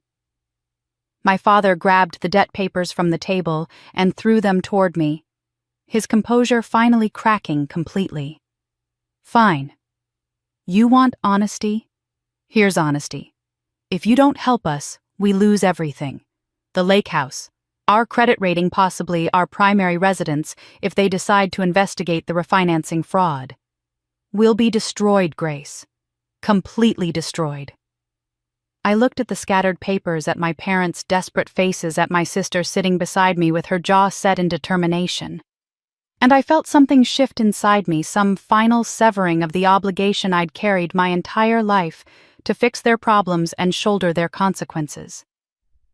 That's no longer we, I said quietly. I stepped back from the table, creating physical distance from my parents' desperation. My father's face was red with frustration, my mother still crying into her hands. Ava sat frozen, watching everything unfold with wide eyes. You don't understand, my father said, his voice breaking. We have 60 days. That's all. 60 days to come up with $85,000, or we lose the lake house and potentially face fraud charges for the forged signature. Your signature, Grace. If they investigate, this could destroy you too. I know, I said calmly. I pulled my laptop from my bag, the one I'd brought to the press conference with all my documentation. I've known about the fraud for 3 days. My attorney discovered it when she did a routine credit check after the wedding. My mother's head snapped up. You knew and you didn't say anything. I was deciding what to do about it. I opened the laptop and pulled up a file I'd prepared last night after the press conference, after reading through Patricia's analysis of my parents' financial situation. But before we discuss the current debt, there's something you should know about the old one. I turned the screen toward them. On it was a series of bank transfers from 3 years ago, all originating from an account registered to a holding company called Hartfield Financial Services. The transfers totaled $147,000, made in monthly installments over the course of a year. The recipient was the mortgage company that held the lien on my parents' lake house. My father stared at the screen, confusion replacing anger. What is this? 3 years ago, you were 6 months away from losing the lake house to foreclosure. The second mortgage you'd taken out during your bankruptcy was in default. You'd missed 4 payments. I scrolled through the documentation. I found out by accident when one of my investment partners mentioned seeing your property on a pre-foreclosure list. I was running market analysis for potential acquisitions. My mother's face had gone pale. We never told you about that. I know. You told everyone, including me, that everything was fine, that you'd weathered the bankruptcy and were back on your feet. I clicked to the next screen showing the corporate registration for Hartfield Financial Services. So I set up this company, named it after Grandma's maiden name, and I paid off your debt. All of it. Anonymously. The silence in the room was absolute. You. My father's voice trailed off. That was you. Every payment, for 12 months, until the mortgage was completely satisfied and you were clear. I looked at both of them. I didn't tell you because I knew you'd either refuse out of pride or accept and then resent me for it. And because honestly, I didn't want your gratitude. I just wanted you to stop drowning. My mother was shaking her head slowly, as if trying to process information that didn't fit her understanding of reality. But that's impossible. You were just starting your business then. How could you afford? I made it work, I said simply. I delayed some expansion plans. I took a smaller salary. I refinanced some properties at higher rates to free up capital. It cost me, but not as much as watching you lose everything would have cost. Ava was staring at me with something like awe. You saved them 3 years ago and never told anyone. I saved them because they're my parents, I said. Not because I expected recognition or repayment. I saved them because despite everything, despite all the ways they've hurt me, I didn't want to be the daughter who had the means to help and chose not to. I didn't want to live with that. I closed the laptop. I didn't save you to be thanked. I saved you because I didn't want the label ungrateful daughter, even if I was the only one who knew the truth. My father sank into a chair, his earlier bluster completely deflated. All this time we thought we'd managed to save ourselves, that we'd pulled through on our own. You did pull through, I said. You just had help you didn't know about. Why are you telling us now? My mother asked, her voice barely audible. Because you need to understand something. I picked up the scattered debt papers from the table. I paid off your old debt out of love, out of a sense of family obligation, out of hope that maybe if you had stable ground under your feet, you'd become the parents I needed you to be. I met their eyes. But you didn't. You took out a new loan instead. You forged my signature. You spent $85,000 on a wedding to maintain appearances, and when it all came crashing down, your first instinct was to blame me for not helping you. Grace, we didn't know, my mother started. That's exactly my point, I interrupted. You didn't know. You've never known what I've sacrificed for this family, what I've given up, what I've done to protect you from your own choices. And instead of being grateful for what you had, instead of learning from your mistakes, you just kept making new ones and expecting someone else to clean them up. My phone buzzed on the table. A notification from my email. I glanced at it absently, then froze.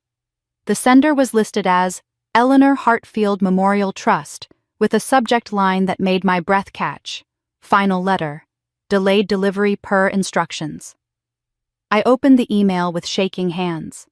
Attached was a scanned document, my grandmother's handwriting unmistakable even in digital form. The header read simply, "To Grace, to be delivered when the time is right." The first line made tears spring to my eyes. If you're reading this, perhaps Mom has finally understood. I read the first line again, my mind struggling to process the words. If you're reading this, perhaps Mom has finally understood. But that didn't make sense. The email said, Eleanor Hartfield Memorial Trust, which implied my grandmother was gone. Yet the message suggested she was writing about my mother in present tense, as if observing events that were happening now. I scrolled down to the body of the letter, and my confusion only deepened. My dearest Gracie, it read in my grandmother's familiar script. I'm writing this on Tuesday, November 12th. I think it's Tuesday. The nurses tell me it is anyway. I wanted to write to you about what I saw on the television this morning. You were so brave, sweetheart. So honest and strong. I was so proud watching you stand up there and tell your truth. Tuesday. That was yesterday, the day of my press conference. My hands started shaking. I looked at the email header again, checking the metadata. The scan had been uploaded yesterday evening. The digital postmark showed it had been sent from Sunrise Care Home in Cedar Falls, 40 minutes from here. Grace? Ava's voice seemed to come from very far away. What's wrong? You look like you've seen a ghost. I think I have, I whispered. I kept reading. The director here, Susan, she's very kind. She recorded your press conference for me because she knows I sometimes forget to turn on the TV at the right time. I've watched it 3 times now. Each time I forget, I've already seen it, and each time I cry at the same parts. When you talk about being a server and how it didn't demean you, when you explain about the inheritance I left you, when you say that only contempt demeans people not honest work. The words blurred as tears filled my eyes. I looked up at my parents, at their confused, anxious faces. She's alive, I said. Grandma Eleanor is alive. My mother's face went white. That's impossible. She died 8 years ago. We went to her funeral. We settled her estate. Did we? I asked, my voice sharper than I intended. Or did you tell me she died and I believed you, because why would you lie about something like that? I thought back to that terrible week 8 years ago. My father calling to tell me Grandma had passed peacefully in her sleep. The closed casket funeral that I'd been too grief-stricken to question. The estate settlement handled entirely by my parents while I was drowning in loss. I'd never seen a death certificate. I'd never spoken to a doctor or a funeral director. I'd just accepted what they told me because she was my grandmother and they were my parents, and who lies about death? We didn't lie. my mother said, but her voice was uncertain. Howard, we didn't. Did we? My father had gone very still, his face ashen. The nursing home, he said quietly. When Eleanor's dementia got worse, when she started not recognizing anyone, the facility recommended we tell her she was in a hospital, that she was recovering from an illness. They said it would be easier for her than understanding she couldn't go home. He looked at me, and I saw something like horror dawning in his eyes. And we thought it would be easier for everyone if people thought she'd passed. The medical bills were enormous. The nursing home was expensive. We were still in bankruptcy. We thought if we could access her estate, use it to pay for her care, it would solve everything. You faked her death. I said the words, feeling surreal even as I spoke them. You faked her death to get access to her money. We didn't fake anything, my mother protested. We let people believe what they wanted to believe. We had power of attorney. We moved her to a long-term care facility under the trust. We told you and Ava she'd passed because we didn't want you to see her like that, so confused and frightened. We thought we were protecting you from pain. You thought you were protecting yourselves from having to share the inheritance. Ava said, her voice cold. If Grace and I knew she was alive, we'd want to visit her. We'd see the bills. We'd know where the money was going. I returned to the letter, my hands shaking so badly I could barely hold the phone. I know I write to you often, my grandmother continued. Susan tells me I send you a letter almost every week. I don't remember sending them, but she shows me the copies she keeps. Sometimes I write the same things over and over. I apologize for my mistakes. I tell you I'm proud of you. I worry that you'll think I'm being repetitive, but Susan says you never complain. She says you read every letter and send short notes back, even though I probably won't remember receiving them.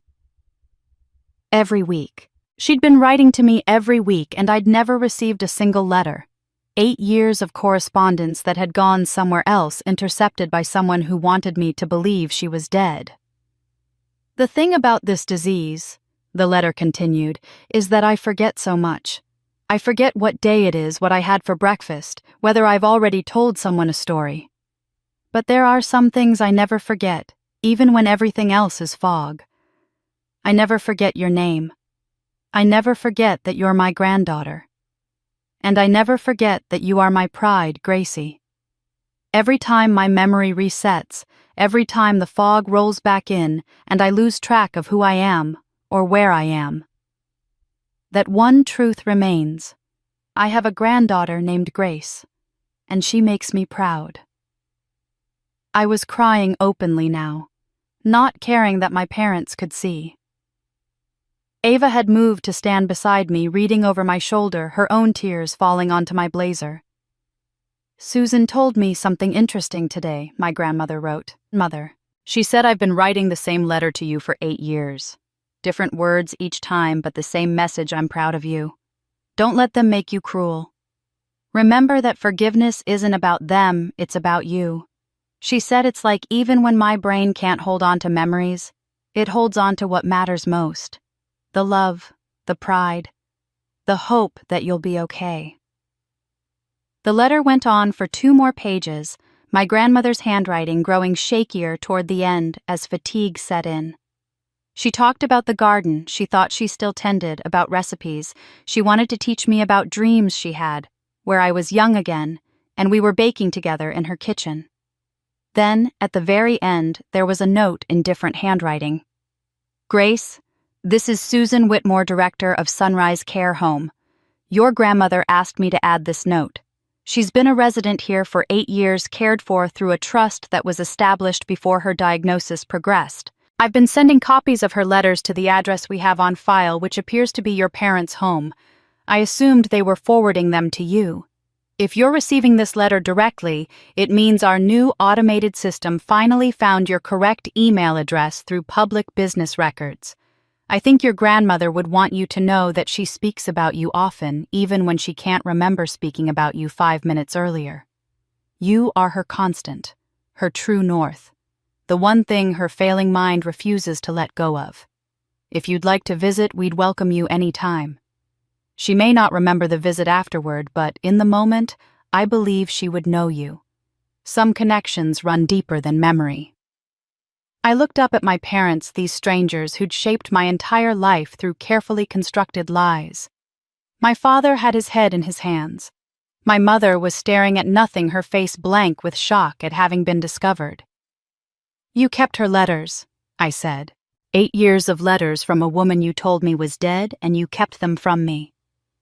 "We thought it would be harder for you," my mother whispered, knowing she was alive but not herself. "We thought it was a kindness." "You thought it was convenient," Ava said. "You thought if Grace knew Grandma was alive, she'd want control over the care decisions.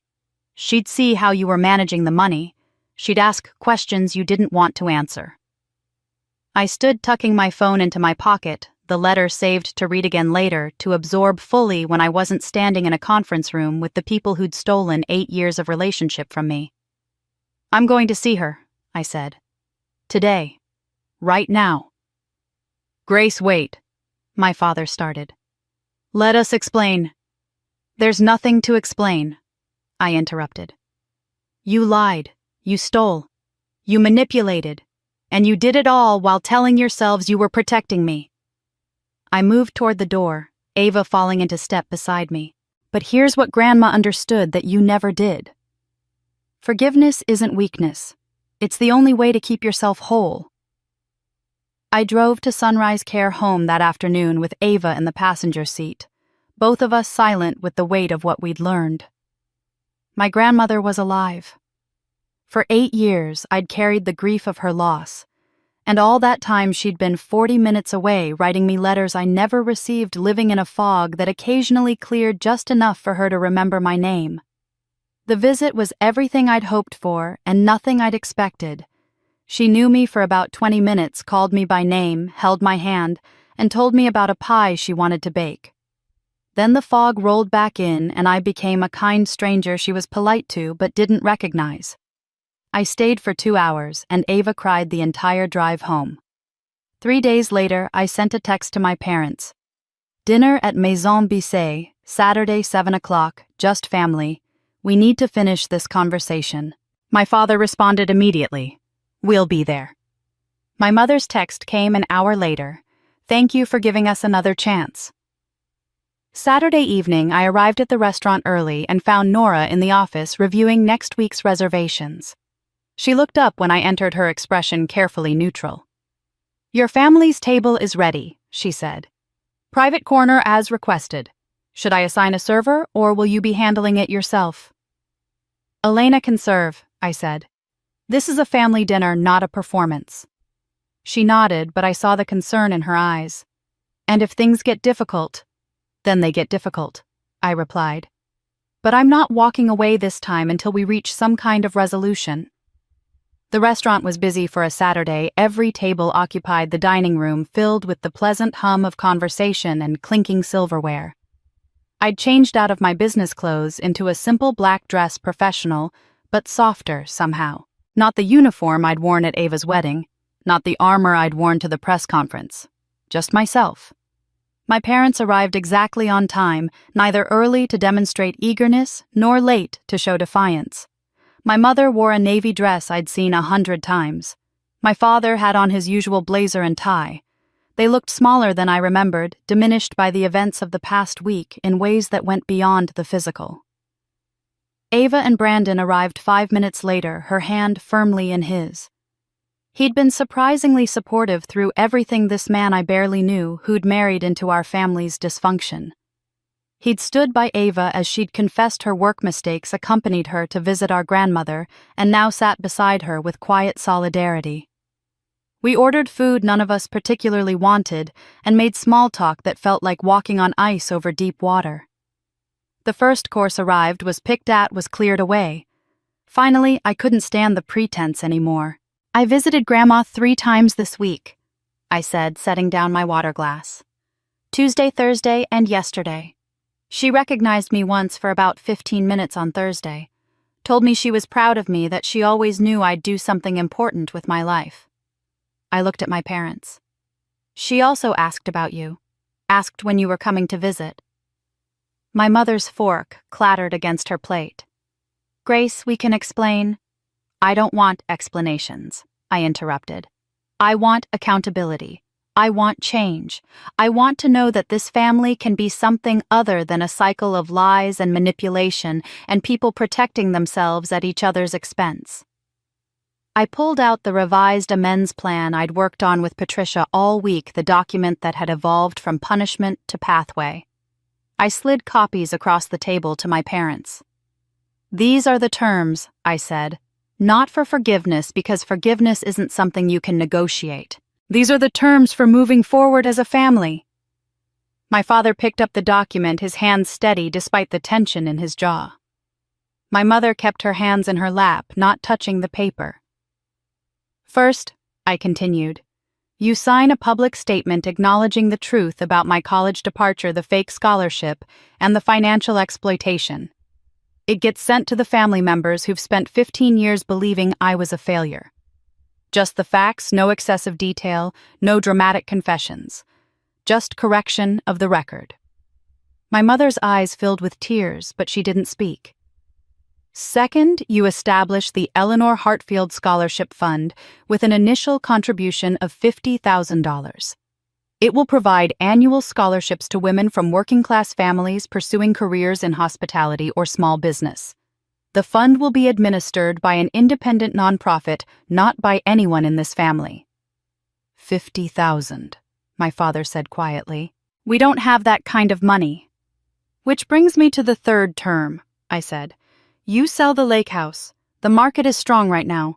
Your property is worth somewhere between $350,000 and $400,000. After paying off the current debt and the fraud penalties I'm negotiating with the bank, you should clear enough to fund the scholarship and have capital left over for a fresh start." "The lake house is our legacy," my mother whispered. "It's where we've spent every summer for 20 years. It's also leveraged beyond its value and tied to a loan with my forged signature," I said not unkindly. "Letting it go isn't punishment. It's consequence. It's taking responsibility for choices you made." Ava spoke up for the first time. "What about the fraud charges Grace's name is on those documents?" "I'm working with the bank," I said. "They're willing to treat it as a clerical error if the debt is paid in full within 90 days, and if Dad signs an affidavit taking full responsibility. No criminal charges. Clean resolution." I looked at my father. "But that only works if you cooperate." He was reading through the document, now his expression unreadable. When he reached the final page, he set it down and looked at me directly. "And the fourth term?" he asked.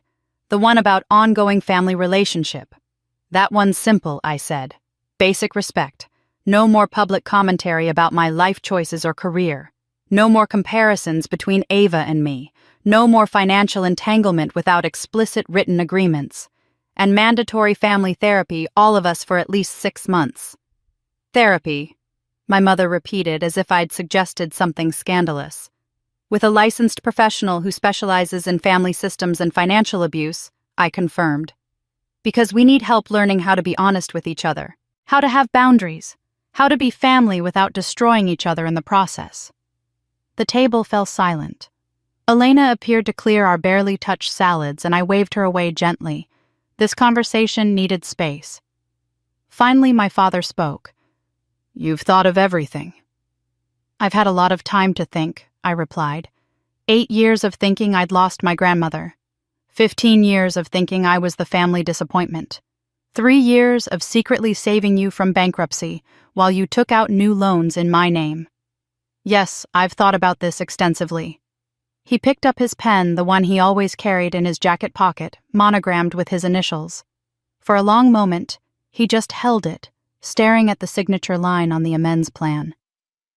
Then he bowed his head and said quietly but clearly, "We were wrong." The words hung in the air, simple and devastating. My mother made a small sound somewhere between a sob and a gasp.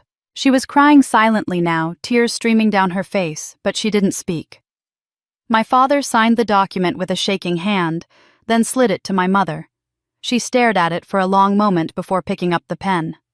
Her signature was barely legible, wavering and uncertain, but it was there.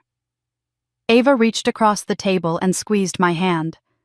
Brandon cleared his throat awkwardly, and I sat there feeling something shift inside me, some long-held tension finally beginning to release.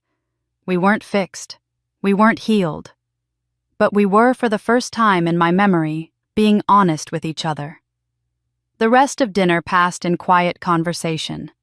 We talked about logistics, when to list the lake house, which therapist to contact, how to coordinate visits to see Grandma.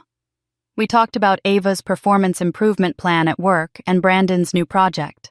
We talked about Maison Bisset's upcoming seasonal menu change. We talked like people who were trying, however imperfectly, to be a family. As we were finishing dessert, Nora appeared at the edge of the dining room, catching my eye. She approached discreetly and leaned down to speak quietly. "Madam President," she asked, "should I prepare the car?" I looked at Nora, confused for a moment, then realized what she was asking. The car service I sometimes used for late business dinners for nights when I was too exhausted to drive myself home after closing. But tonight wasn't about work or exhaustion or needing to be taken care of. "No, thank you," I said quietly. "I'll drive myself tonight." She nodded and stepped away, but something about the exchange had caught the attention of nearby tables. I saw heads turn slightly, conversations pause mid-sentence.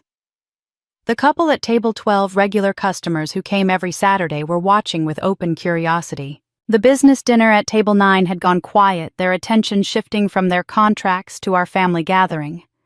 And then, like ripples spreading across still water, the awareness moved through the entire dining room. Someone recognized me from the press conference. Someone else remembered the viral videos from the wedding. Conversations died away table by table until the whole restaurant had gone quiet, every diner aware that something significant was happening, but not quite sure what. The room froze. But this time the silence felt different than it had at Ava's wedding. Then it had been shock and scandal, the electricity of drama unfolding in real time. This silence was softer, weighted with something I slowly recognized as respect. These were people who'd seen me at my lowest public moment and then watched me stand up at a press conference and own my entire story without apology or shame. They'd seen the messy, complicated truth of family dysfunction, and now they were watching the aftermath with the kind of reverent attention usually reserved for witnessing something rare and real. I became aware that I was still sitting while the entire restaurant watched, waiting to see what would happen next. My parents sat frozen across from me, their signed amends plan still on the table between us. Ava had Brandon's hand gripped tight in hers. Even the kitchen sounds had diminished, as if Marcel and his staff had sensed the shift in energy and paused their work. I stood slowly, my chair scraping softly against the floor in the quiet. The simple act of rising felt somehow ceremonial, like the final movement of a long dance finally reaching its conclusion. "I need you all to understand something," I said, my voice pitched low but carrying in the hushed space. I wasn't sure if I was talking to my family or to the room at large, but the words needed to be said. For 15 years, I've been trying to earn validation from people who couldn't give it because they were too busy protecting their own image. I've been carrying other people's shame, other people's mistakes, other people's unfulfilled dreams. I looked at my parents, and I've been holding on to titles and achievements and proof of my worth because I thought that's what would finally make me enough. My mother was crying again, but quietly now, her hands folded in her lap. My father sat very still, his eyes on the table. But standing here tonight in this restaurant I built with a family that's finally being honest with each other, I realized something. I took a breath, feeling the truth of it settle into my bones. The title doesn't matter. President, CEO, owner, server, none of it defines who I am. What defines me is how I treat people. Whether I show up with integrity, whether I can forgive without forgetting, set boundaries without cruelty, succeed without needing to make others feel small. I looked around the room at all these strangers who'd inadvertently become witnesses to my family's transformation. "So keep the title if you want," I said, speaking to everyone and no one. Keep calling me Madam President or Ms. Rowan or whatever label makes you comfortable. I'll keep the peace. I'll keep the self-respect. I'll keep the knowledge that I built something real, that I survived something hard, and that I'm choosing forgiveness not because they deserve it, but because I deserve to be free. Ava stood then, her movements sudden and fierce. She crossed around the table and pulled me into a hug that was tight enough to hurt, desperate enough to communicate everything words couldn't. "I love you," she whispered into my shoulder. "I'm so sorry it took me so long to see you clearly." "I love you too," I whispered back. "And I see you now. Not the perfect daughter, just you. That's enough." When she pulled away, I saw that other diners had started to stand as well. Not in applause, thank God, because I couldn't have handled that. But in a kind of respectful acknowledgement, the way people stand when someone important enters a room, or when a moment of genuine human connection deserves to be witnessed and honored. My father stood too, his movements stiff and uncertain. "Grace," he said, and his voice cracked on my name. "I don't know how to be different than I've been. I don't know if I can change at 65 if I can learn to be the father you needed instead of the father I was." "That's why we're doing therapy," I said gently. "None of us know how to do this, but we're going to try." My mother rose last, leaning heavily on the table. She looked at me across the small distance between us, and for the first time in my memory, I saw her without the armor of perfect makeup and practiced smiles. Just a woman in her 60s who'd spent 30 years living a life she thought she was supposed to want, only to watch her daughter achieve the dreams she'd abandoned. "I'm proud of you," she said, and the words were so unexpected, so raw with emotion, that I felt my throat close. "I've always been proud of you. I just didn't know how to say it without admitting that I was jealous. That watching you succeed felt like watching everything I could have been if I'd been braver." "You can still be brave," I said. "It's not too late, Mom. You could take some of the money from the lake house sale and do something for yourself. Take a cooking class, start a blog, do something that's yours, not Dad's, not the country club's, just yours." She nodded, tears streaming freely now. "Maybe I will." The restaurant was beginning to return to normal conversations, resuming in low murmurs, the kitchen sounds picking up again. The moment of suspended reality was passing, life resuming its usual rhythms. But something fundamental had shifted both in this room and in our family. I walked my parents to the door, Ava and Brandon following. We stood in the entrance where just a week ago I'd watched guests arrive for a wedding that was supposed to be a celebration, but had become a reckoning instead. "Thursday at 3, I reminded them. "First therapy session. Don't be late." "We'll be there," my father promised. They left in their car, my mother's head resting against the window, my father's shoulders slightly hunched. They looked tired and old and human in ways I'd never let myself see before. Ava hugged me one more time before leaving with Brandon. "Sunday," she asked. "Could we visit Grandma together?" "Every Sunday," I agreed. "For as long as she's with us." After they'd gone, I stood in the doorway of Maison Bissay, my restaurant, my achievement, my refuge, and my burden and my joy all rolled into one. The evening air was cool against my skin. Streetlights were beginning to flicker on as dusk settled over the city. Inside, my staff was serving the last of the dinner rush, Marcus moving through the room with practiced efficiency, Sophia consulting with a customer about wine pairings, Elena balancing 3 plates on her arm with the grace of long experience. This was what I'd built. Not just a business, but a place where people like me could work with dignity, where service was honored instead of dismissed, where someone's worth wasn't measured by their title, but by their character. Nora appeared beside me, her tablet tucked under her arm. "Long week," she observed. "Longest of my life." I agreed. "You okay?" I thought about that question. Was I okay? My family was broken and trying to heal. My grandmother was alive but disappearing into fog. My past was public knowledge and my privacy was gone. The comfortable anonymity I'd maintained for years had been shattered irreparably. But I was free. free from secrets, free from the weight of other people's opinions, free to define myself on my own terms. "Yeah," I said, and felt the truth of it resonate through my chest.